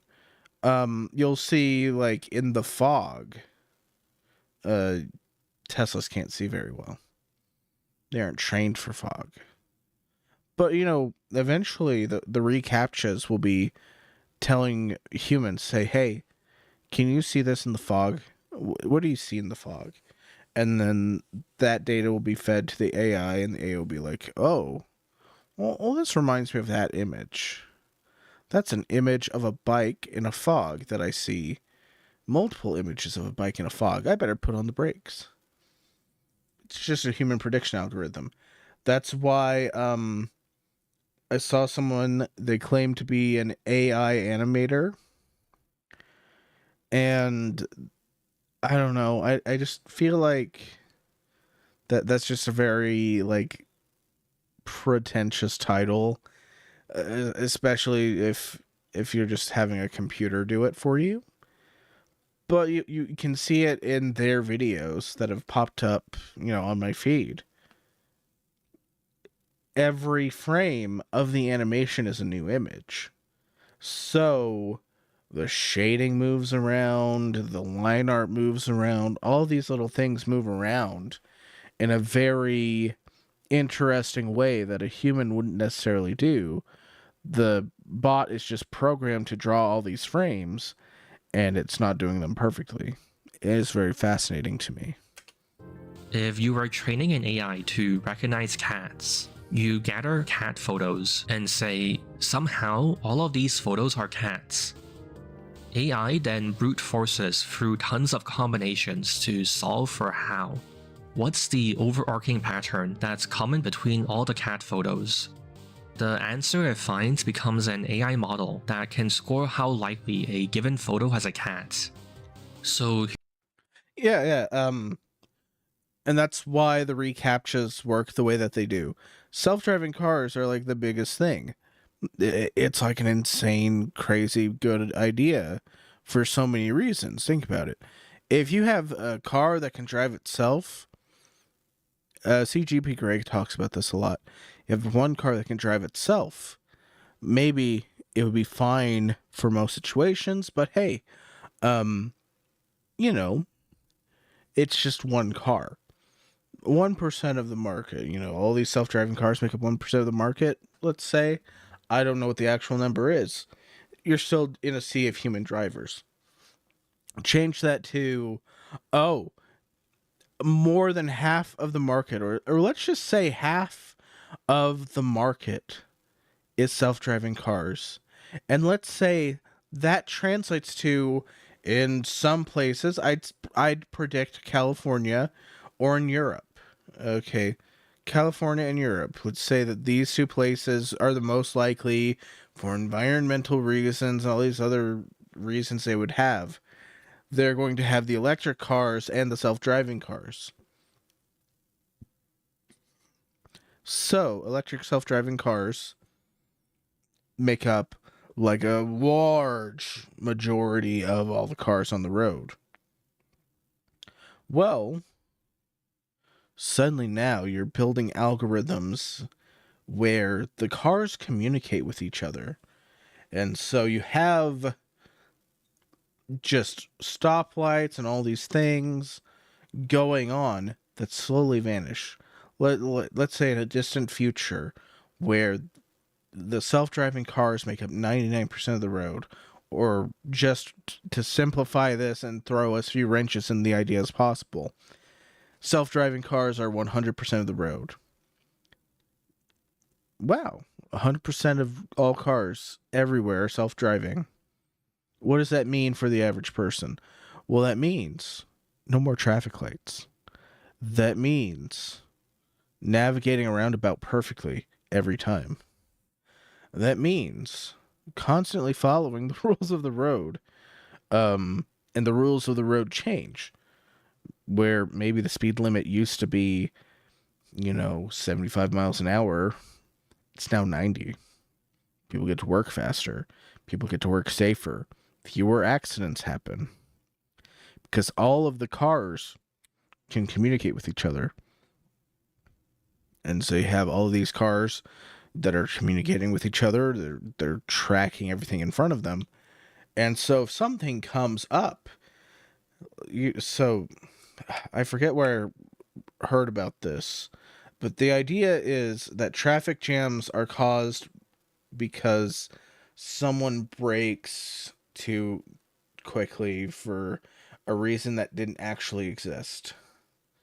So, if they brake because they were actually tailgating someone that slowed down for any reason whatsoever, well, they suddenly brake instead of taking their foot off the gas. They brake because they're scared of hitting them. Well, that braking, someone else behind that car that just braked, and they brake, and the next car, and the next car, until eventually you have a traffic jam where people have rushed yellow lights when they shouldn't have, done all of these things, and now traffic is packed in because of a human error that created a domino effect. You get all cars to be self-driving. Car in front explains why it's braking. Sends that signal to all the other cars slow down automatically to adjust for the braking. And maybe, maybe they have to completely stop. Maybe something's in the road. Something's going on. Whatever that something is, the cars are all communicating. They're all self-driving. And that's why, this is the future. And that's why your reCAPTCHA is fire hydrants and bicycles and buses and motorbikes. Because they're training self-driving cars. Here's the problem. If you're training an AI to recognize cheats, where do you get the cat photos, the examples to feed the AI from? Sure, Valve has... You get it from playing the game, spectating, and watching. You get it from, for just random games, having someone in there that records everything that happens.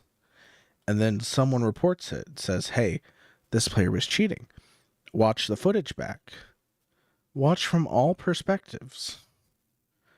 I mean, the way games can log what happened during a session of Team Fortress 2.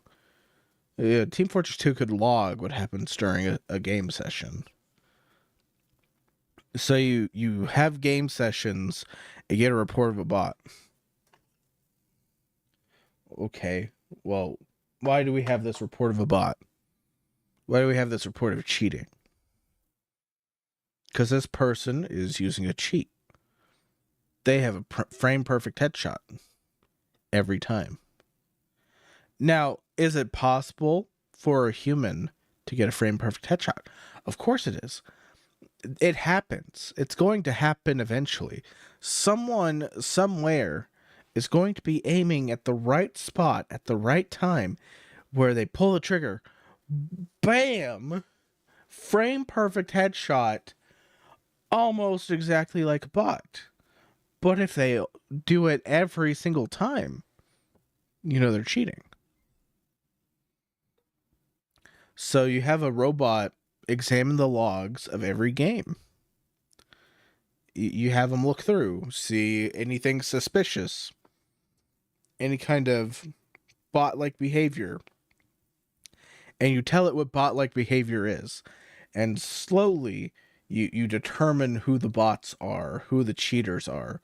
You figure all of this out, and you have a human review it just to be double, triple safe. And that's the optimal way you would do it, is you would have people report it. You would have the bot train on those reports. The bot would always send it to a human for final review, because if you don't have that final review process, there's always a chance that the computer makes a mistake. That's just the way it goes. Recordings of all matches played, but someone needs to watch games in the first place to find examples of cheaters for the... They don't need to watch the game. They need to log it, and there will be timestamps for events happening. They can go through events. They can skip to all the kills. It wouldn't be as tedious of a process as it sounds. It would still be what they call treadmill work. But it would not be nearly as tedious as people claim it is. It would just be the amount of it that would get tedious. But watching games is not horrible. The AI to use. Then also, like, this stuff, it's like, oh, this guy's clearly a bot. He's doing this stuff, and he's like jerking real fast. You'll notice these things very quickly as a human. You just follow the person that's been reported to be cheating. You watch how they play, and then you're like, oh yeah, that is cheating. Next. I guess it would be tedious after a while, but it's something that's got to be done if you want to improve the quality of the game. It's just something that has to happen. And to make sure the AI doesn't overdo it and accuse real players, you would also need to provide examples of players who aren't cheating. Similarly, with bots that try to blend in, it wouldn't be simple to get examples of bots and non-bots to use. ChatGPT got around this by buying data other companies have already neatly organized. But is there some company with databases of TF2 bots and legitimate players ready to sell? So it'll be hard, but just get a few guys to watch matches for a few days, and you can use that, right? That's not enough, because AI needs many examples to approach accuracy. For something that has many examples to learn from, such as riding a bike, GPT could produce an answer indistinguishable from a human. But if I ask niche topics, such as what's a speed shot, which is talked about much less than riding a bike, there's way less examples to train on, resulting in a partially hallucinated answer. It's seemingly seen enough examples to connect speed shots with rocket jumping. Well, the way these AI things work is they just search the internet.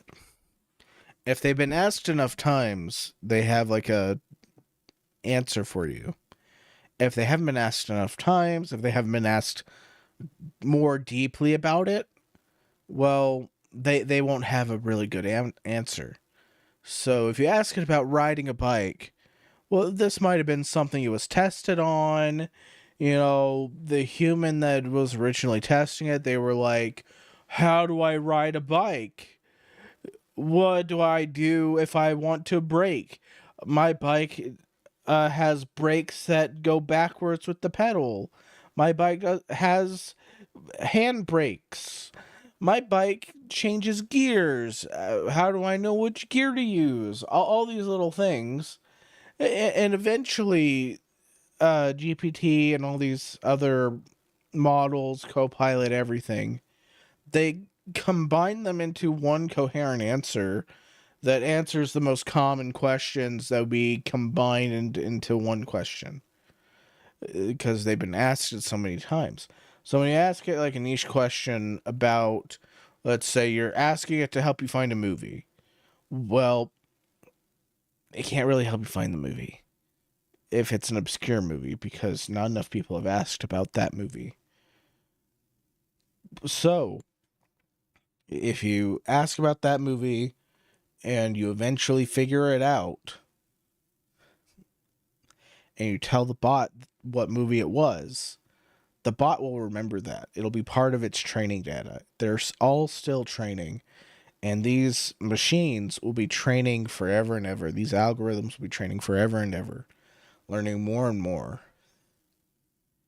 And they're so full of good data that it would take a lot more junk data to sabotage them, like 4chan did with Microsoft's original AI foray. I forgot what it was called, but they got this AI Twitter bot that Microsoft had made, and they fed it a bunch of nonsense data. So it was talking like a 4chan troll, and it was talking about just stuff that I probably can't repeat on Twitch, just to be safe. But, you know, it got taken down because of this. It's just a bunch of little things where you have to have a bunch of good data, and if very few people are asking about one topic, it's not going to have a good answer. It's not going to have good examples. But the more people ask, the more it scrapes, the more it searches around, tries to find a better way of phrasing the answer for better clarity and all that stuff. And it always cites its sources at the bottom, if it's a well-made one. But not enough examples to explain it accurately. If I ask about Uber, that's common enough to be accurate.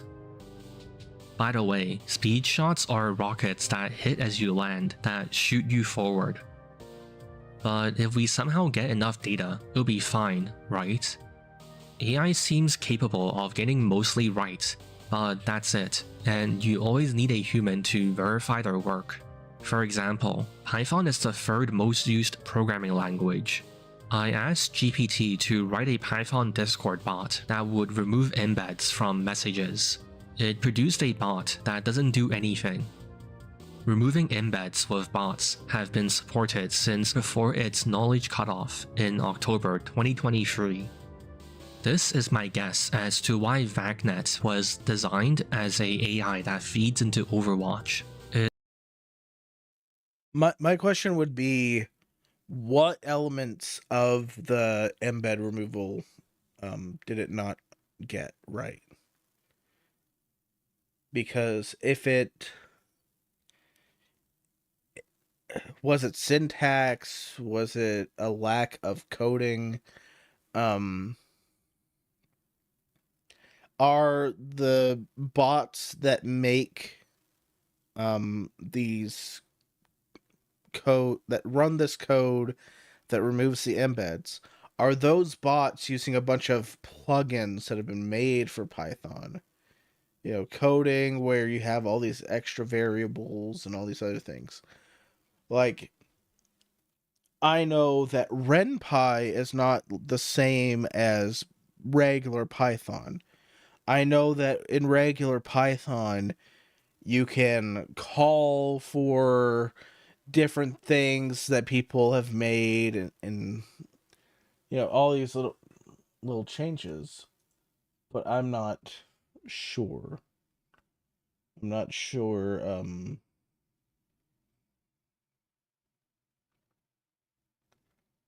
sorry, I just noticed something. There we go. I cleared it up. But I'm just not sure what caused the issue with your chat GPT not being able to give you code that would do what you wanted it to do. I'd want to know why. Because I think that it's less about it being the cutoff date and more about, you know, what causes that. That would be more important, I feel. The other part to that that's more important is like, hey, you can get things, updated data sets, you can get things, you can get these programs to be more accurate over and over again. The big issue is, with a video game, you'd always want a human reviewer with, giving answers, like it's really context sensitive because the AI will mostly be accurate at this point, unless it's very niche. So, if you gave it like data from TF2 every game for like months and months on end, it would be pretty good at understanding what was going on in that game. It could tell you everything that happened, and it could probably highlight to an extent people that are cheating in the game or are acting suspiciously in the game. You could even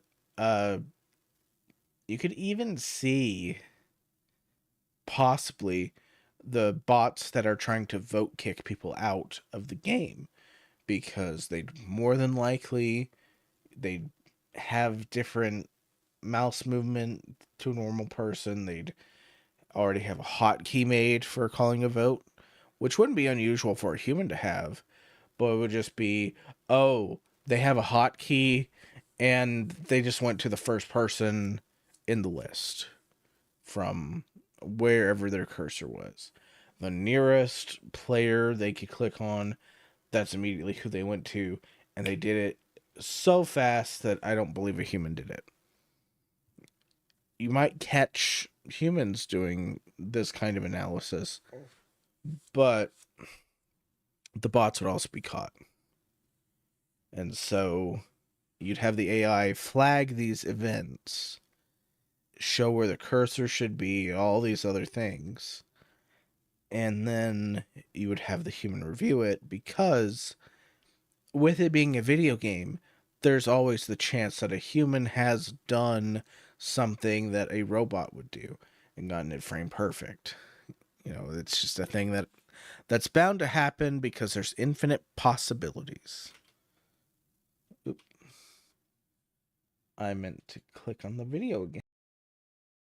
Its results can't be relied upon. It's always possible to hallucinate, so a human always has to check.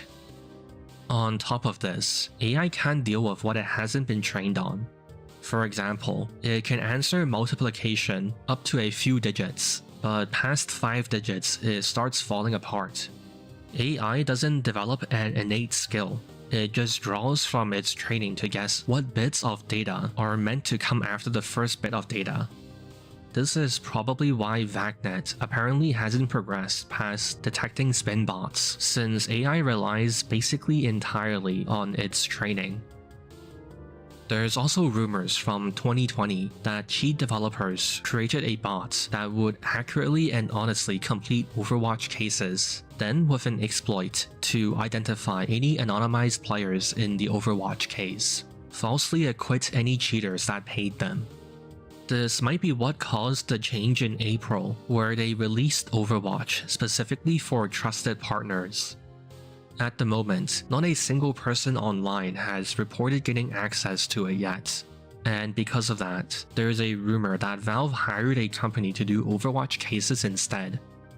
The rumor is also fueled by text in the Overwatch menus that asks the user to review a training document to evaluate aimbot. All these issues would apply to Valve's other AI, Trust Factor. Instead of taking gameplay and feeding that into an AI, Trust Factor is an AI fed with many external data points from cheaters' Steam accounts, such as the time of day you usually play, the age of your Steam account, how much you've spent on the game, so on. A pattern is then recognized between all cheater Steam accounts to flag them and give them a lower trust score. Fundamentally, this would still have the same problems with examples, hallucinations, verification. To summarize, AI detection.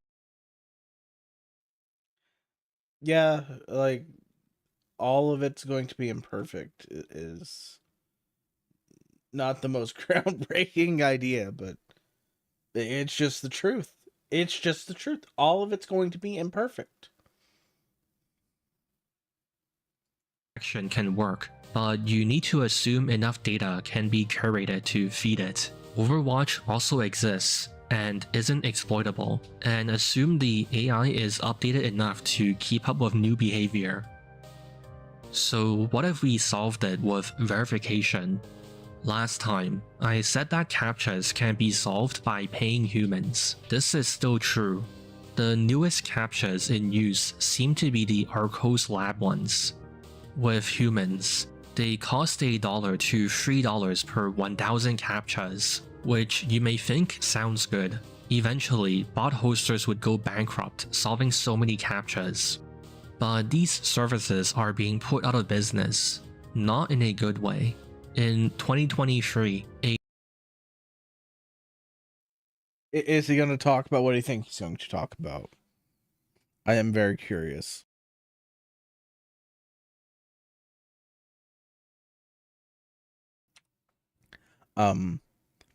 There are people that do a job. They do treadmill work, as it is called. They spend all day solving CAPTCHAs for people that are running bots. Because they're like, oh, you have to solve this CAPTCHA, so if the bot runs into a CAPTCHA, excuse me, sends it off to someone that's going to solve it for them. And they just get to go about doing what bots do. Whatever they want, you know? a new service called Nopecha appeared. They train AI to solve these new CAPTCHAs, and for 90,000 CAPTCHAs, it costs $1. SteamGuard is still flawed. Trading bots already make use of a desktop version of SteamGuard, and you bulk buy cheap phone numbers from a remote country to verify your bots. The same John McDonald who presented VACnet posted on Twitter back in 2018 that banning IP addresses, hardware, payment information, email, and phone numbers don't work. What seems to work are passports, but you might cut off many younger players who don't have them handy. One problem with Another thing to mention is that, like, not everyone has a passport. Because, at least in the US, like, you don't need one. You just go state to state. Maybe in, like, a European country, yeah, you do need a passport because you're going from country to country to country. But in the US, no passport. You have your driver's license because you have to drive everywhere. and that's your ID. We also use social security numbers as an ID. That's a really bad system because CGP Grey actually has a video on this. The idea was you'd have a social security number, but it shouldn't be used as an ID of any kind because the digits are kind of preset. So it's very easy to figure out someone else's social security number. So if you like subtract 1 from the last 4 digits of your social security number, you have someone else's social security. It's not difficult, you know? Solving it at Steam accounts being created, though, is that there are a lot of Steam accounts that already exist that won't be affected. You could probably find any of the hundreds of shutdown skin selling sites and buy their useless bots. So then how does the community deal with it? Why don't bots join community servers? Obviously, it would be irresponsible to sell out the current protections, but they're not reliable or robust at all. I'd say community servers have slid by because bot hosters didn't care, but also that most servers only ever have 2 to 4 vacant slots open at once, so it's hard for bots.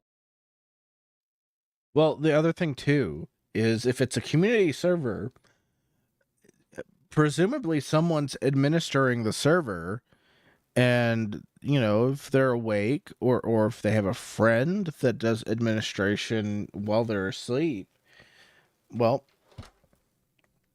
all you really have to do is just look at it, just say, hey, yeah, this person's a problem, ban them forever. They can never come back to the server. Problem solved. No more bot. Bot gone for good. They can't flood your server with bots because of the lower level of vacancy. But also, why would they want to at that point? Because they're trying to grief people.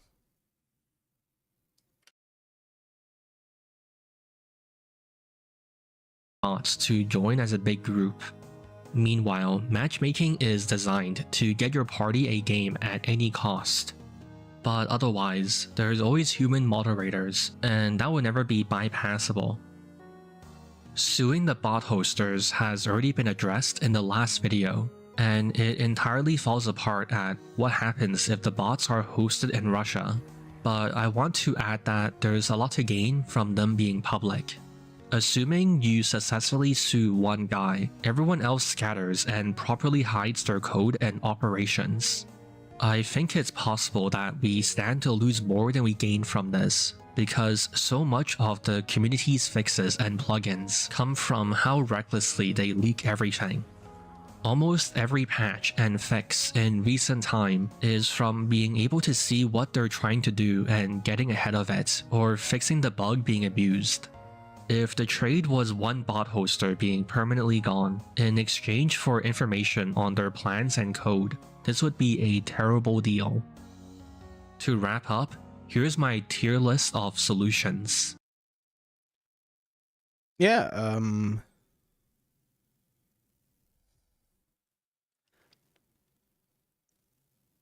that all makes sense because if people are bragging about how their bots work, if people are bragging about what they're doing to circumvent different forms of anti-cheat, well, now you know how they're doing it. You can fix it for yourself.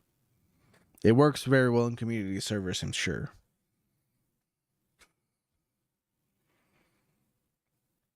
But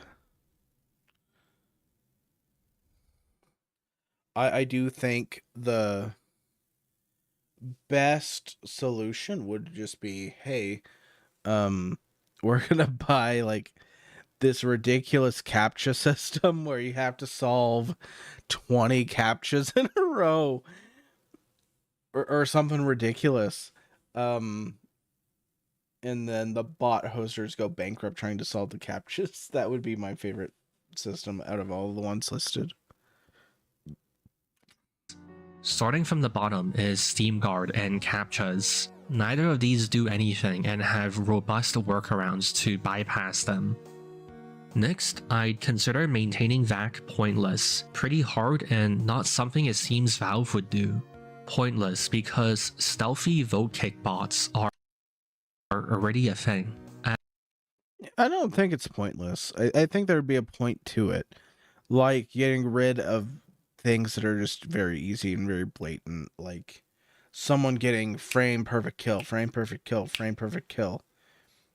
If they are moving from, point A to point B very quickly, and they're like instantly targeted onto a player, like they're locked on to the next player, I think that you could very easily flag that account down as a bot, review it with a human, and then if it is a bot, get rid of it. If it's a cheater, flag their account. Just do something about it. Just keeping it updated would help. It would help. It would be another little band-aid for like the bullet wound that the game has. As soon as VAC, Or better yet, it would apply pressure to the wound. And then other things could be added that could be more like the gauze and the other treatments that you would use. becomes more capable, they would immediately pivot. Some people believe fixing aimbot would be good enough, which is fair, but I think they can make it super obnoxious if they entirely focus on vote kicking as much as possible. VACnet would fall under this as well, since the root of the problem isn't cheating. VAC is hard to work with because it's a reactive measure. Cheaters will always have the initiative and VAC will always be playing catch up. It'd be weeks of cheating broken up by a day of VAC detection on loop. You can't see into the future. You can't know. Well, I know with different kinds of games, they do ban things in waves. So you would have the wave of people that get banned every single week or every single month. You try and ban them in waves to cause the most financial damage. So that would be fine. I wouldn't mind the waves. Because think about it, you have these people running so many bots all at once. Ban them all. Then they have to rebuild. They have to get it all sorted out. So what do you do then? Well, you just wait. Bot problem might get worse for a little bit. Ban them all. Eventually, it would be so frustrating that bot hosters would go away because they can't afford to buy new bots anymore. What exploits cheaters will use before they use it. So cheaters are always a step ahead. And Valve won't work on this since it's treadmill work. But even outsourcing it, an anti-cheat company can't fix developers being on the back foot. The most you can do is just react faster. At some point, it also becomes impossible to keep fixing Source 1 because it's so old and designed in a different time. Next is the viable range. Valve could hire some company to manually moderate and watch casual matches, but there'd be tricky logistics with setting up casual matches to be spectatable and training employees to recognize what to look for. You'd need to also hire a silly amount of people, because even at 1 AM Eastern Time at night, the Steam API reports 4,100 players on Valve servers, which would be around 300 servers. So you need around 3 times that amount of people for the 3 major regions of Earth, and hire almost 1,000 people. More realistically, hire a company to create a anti-non-human player AI, which besides all the hard work to organize data for AI to train on, would probably be ready at earliest after a year or 2 of work. But I'm not sure Valve ever hires whole companies of outside help like this. Assuming Valve would accept manually banning all the bots once, Adding a price tag back to TF2 would easily be the worst option for TF2's health, but the least work of any option. The only concern is what price is high enough to stop bots, but not most people. $5 doesn't seem to be the number though, because every bot already has text and voice chat. Another possible bad band-aid is avoids in matchmaking. I assume this is not too hard to add, since this is already a feature in Dota, and it would definitely work to avoid bots. Let TF2 players maintain their own blacklist of players to never matchmake with in casual. The only risk is that it can completely brick casual. In Dota 2, you need to pay $4 a month to access the avoid function, and you get 25 to start. One more slot from there is an ever-increasing cost, paid in Dota 2's game currency, rewarded based on playtime and completing contracts. Overwatch has 3 avoid slots, and in the future, it's expanding to 10 slots, but the matchmaker treats avoids as suggestions instead. The problem is that the matchmaking pool becomes split up with too many stipulations that it would either be very hard or take super long to form a match.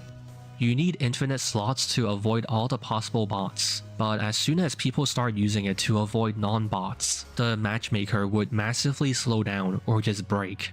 It also needs TF2 access to not be freely open, since new Steam accounts would get around the blacklist. New players would have a rough time being the only people who don't have bots blacklisted and join into awful games. The most okay band-aid fix is probably passport verification for being excessively kicked, but besides not everyone having it handy, it would come down to how well the thresholds and systems are designed. I just don't think that's necessary. ID verification for your Steam account, I'm not for it. Not for it at all, really. It's one thing if you do the thing and you have convinced Twitch that you are a child, and then you have to submit your ID, because I remember seeing the one streamer that did that. But, you know, that's a different thing. Okay, you've done something dumb, you've said something that they're trying to do, and they have to legally address what you have said.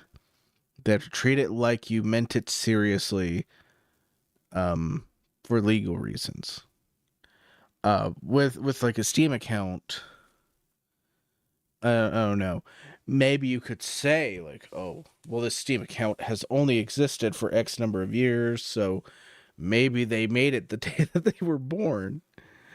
But with Steam accounts that have been around for decades at this point, I would say, tied to email addresses that might be even older, you know, it's a little bit harder to justify, because clearly, like, those people have been around for a very long time.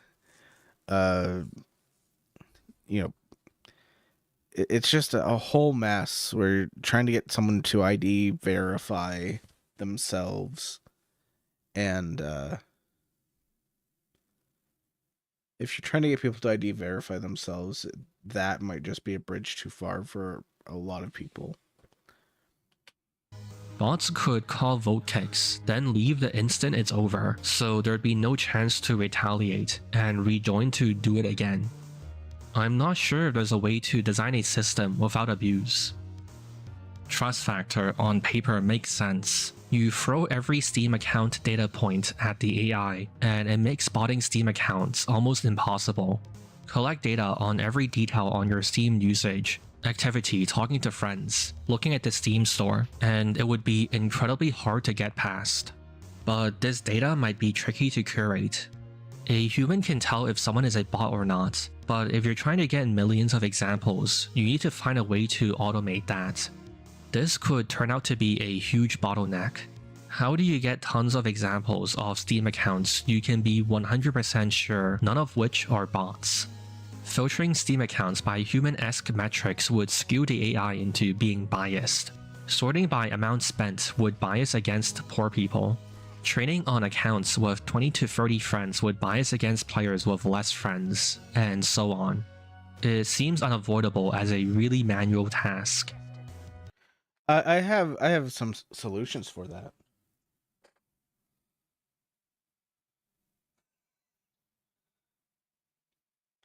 Would I rather be in a wheelchair or be a 50-year-old lesbian? I would rather be I'd be a lesbian biker, I think. That's a wild comment I was not expecting.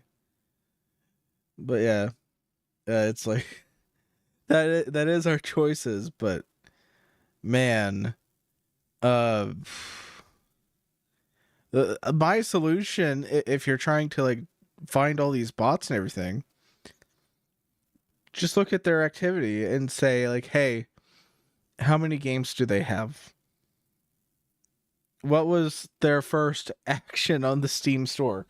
Did they immediately create their account, get their name, set their profile picture, and go straight to TF2? Like if TF2 is the only thing in their library, you could start flagging that and just check for that first, because that'd be a quick solution. There could also be a problem with the relatively small number of TF2 bots, which doesn't seem like enough data points for AI to draw a solid pattern. Overall though, if it works well, trust factor for TF2 would be the solution. The last two are in the realistic plus acceptable outcome tier. Valve brings back quick play. It's not ideal, but at least the ball is in our court. The only downside is retreading all the problems with quick play. That star video. Ads when you load in. Servers filled with training bots. I don't know. I think quick play would be optimal, honestly. The problem is though, now quick play just wouldn't work the same, because quick play originally, if I recall correctly, quick play allowed you to go into community servers. And non-stock gameplay, which is why I think Valve went to matchmaking. The new player experience is quite poor with quick play, and there was no way to fix it because servers always have a way to lie or bypass checks. And last, just build a website to curate community servers. If matchmaking is absolutely necessary, it really wouldn't be hard to build our own and set up moderation. But we already have the community server option. People don't use it because, there's not as many of them as there used to be, because Valve made the official servers. There's way fewer of them. And you have to find the ones that you like. It's a whole thing. You have to find a server you like. You have to figure out what game modes you like. You can't guarantee that you're gonna find a server that perfectly matches what you want. But with the casual play option, you end up going to an official server, and it has the game modes you've selected. And then if you're done with that game mode, you just leave. So casual has its benefits, I guess, but this is just stuff I'm not fully aware of because of the fact that I had very bad internet when TF2 was really big. And to deal with whatever problem.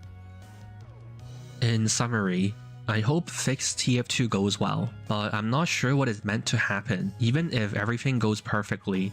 There simply aren't any reasonable short-term solutions, so forcing one is almost always going to turn out badly. Maybe Valve has a secret trick, but I don't know and can't imagine what it would be. On the longer term, trust factor seems good. On May 29th, there was allegedly at least 300,000 accounts banned for CS2 farming that I can partly verify with the farming bot provider claiming everyone got tagged with the worst trust factor. It remains to be seen if farmers can get around it, but the cope would be anti-bot trust factor gets matured on CS2, then brought over to TF2. It would probably take at least a year or two though, since you need to figure out how to scale the system. Trust factor is still an AI that needs its output verified. In CS2, you could probably get human moderators to check through what game mode the account has been playing and feasibly draw a conclusion. With TF2 bots, it might be possible to make noob NG gameplay look real enough to make moderators hesitate, which would be trickier to handle. This video is an exercise in forecasting the future. I don't have any comments on people who want to protest. I agree the situation is frustrating and dumb. Valve can definitely do more. If you think protesting is right, then do it. If it's your opinion that one or a combination of smaller fixes would be enough, that's also okay. Last time I made a video about bots, I wanted to only cover topics I could completely substantiate and objectively cover, which had some downsides. So unfortunately, this time, not everything I say is super airtight, but I hope it's okay and worth it. The short answer is that TF2 is 17 years old, running a 20-year-old engine. The amount of knowledge on cheating and exploiting built up over the years is huge. Bots are built on 20 years of cumulative work. Idlers got 10 copies of TF2 running at once. Cheaters from Counter-Strike Source figured out aimbots. Then navigation since at least 2014. With another game, you would need to pioneer every part yourself. It happens to TF2 because it's too easy. It seems this was missed, so I'm going to illegally reproduce and violate Jeff Keighley's copyright. In the final hours of Half-Life... I'm gonna pause right here just for a moment. That is another thing that he mentions that I'm wondering about. What happens if Valve comes out and they basically say, oh, for the past 2 years, actually for 5 years, even before all of this was a thing 2 years ago, we've actually been working on upgrading the engine or creating Team Fortress 3. I wonder what the reaction would be to that. Like they've been planning on it, they've been building it, they've been working it out. I don't know, because they have that other Overwatch clone. I don't know. It's one of those things where this is a game that I'm not 100% familiar with. I tried to play it when I had bad internet. My ping rate was so low, I would end up rubber banding everywhere on the map. Probably a lot of people believed I was a bot because of how bad it was. But, you know,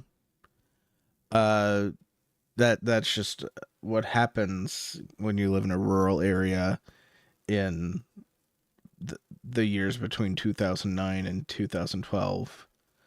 You just don't have good internet. But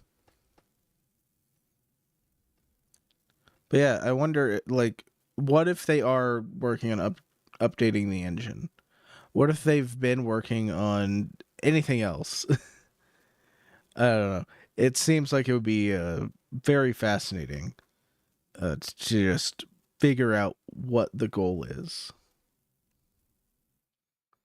And just to hear from Valve, I think, would be just something, probably. Alex, he interviewed Valve. There's a section where Valve reflects on their structure. You should read the full thing yourself, but they said in 2016, they decided that Valve needed to move away from letting everyone pick what to work on. There were too many things going on, and they were spread too thin.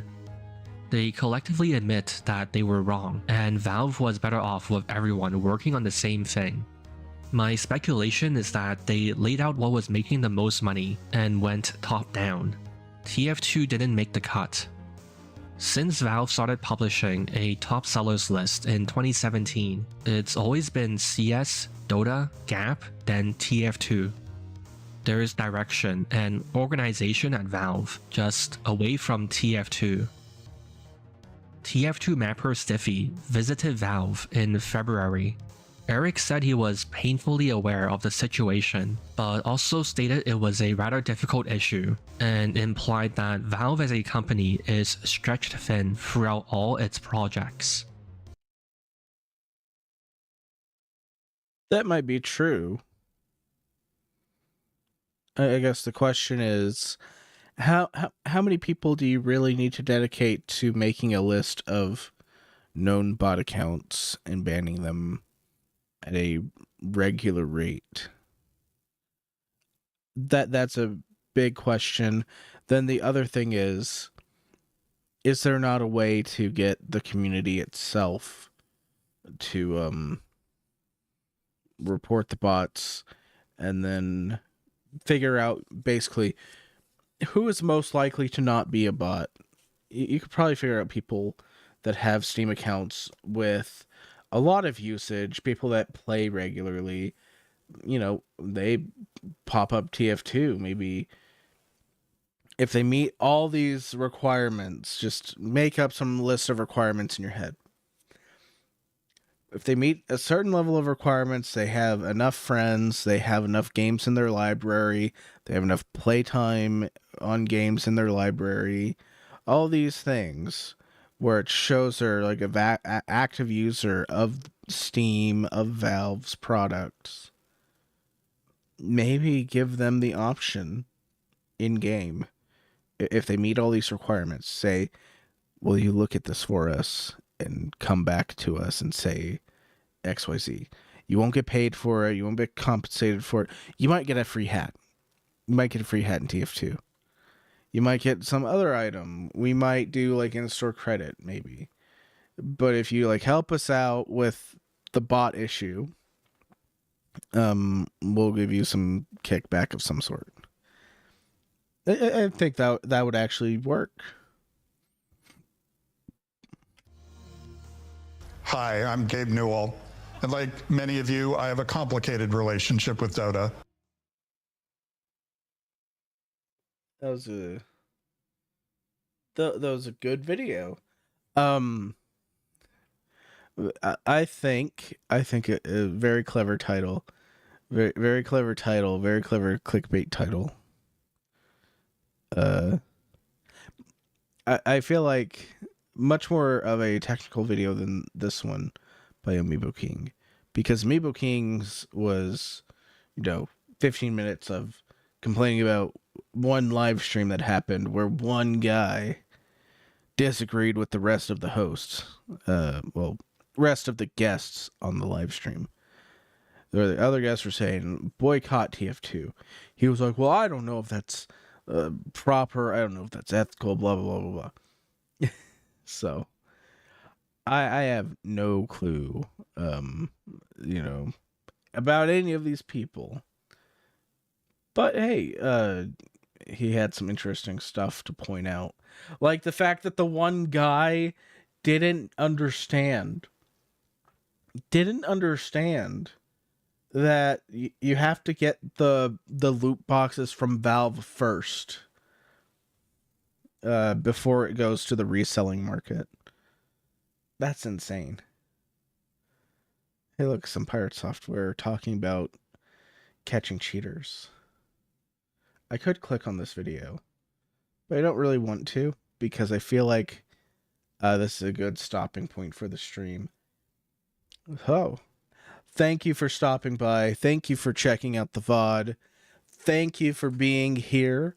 Special shout out to PyroHater643 for asking, would you rather be in a wheelchair or be a 50-year-old lesbian biker bitch? I once again say I would rather be a 50-year-old lesbian biker bitch. That just sounds way cooler. I guess it also depends. I don't know. I like my legs. I like my leggy limbs. Speaking of leggy limbs, I should go look for a copy of Limbo of the Lost. We could play that sometime. Maybe. I don't know when that would be, though. Anyways, thank you for watching, and have a good one.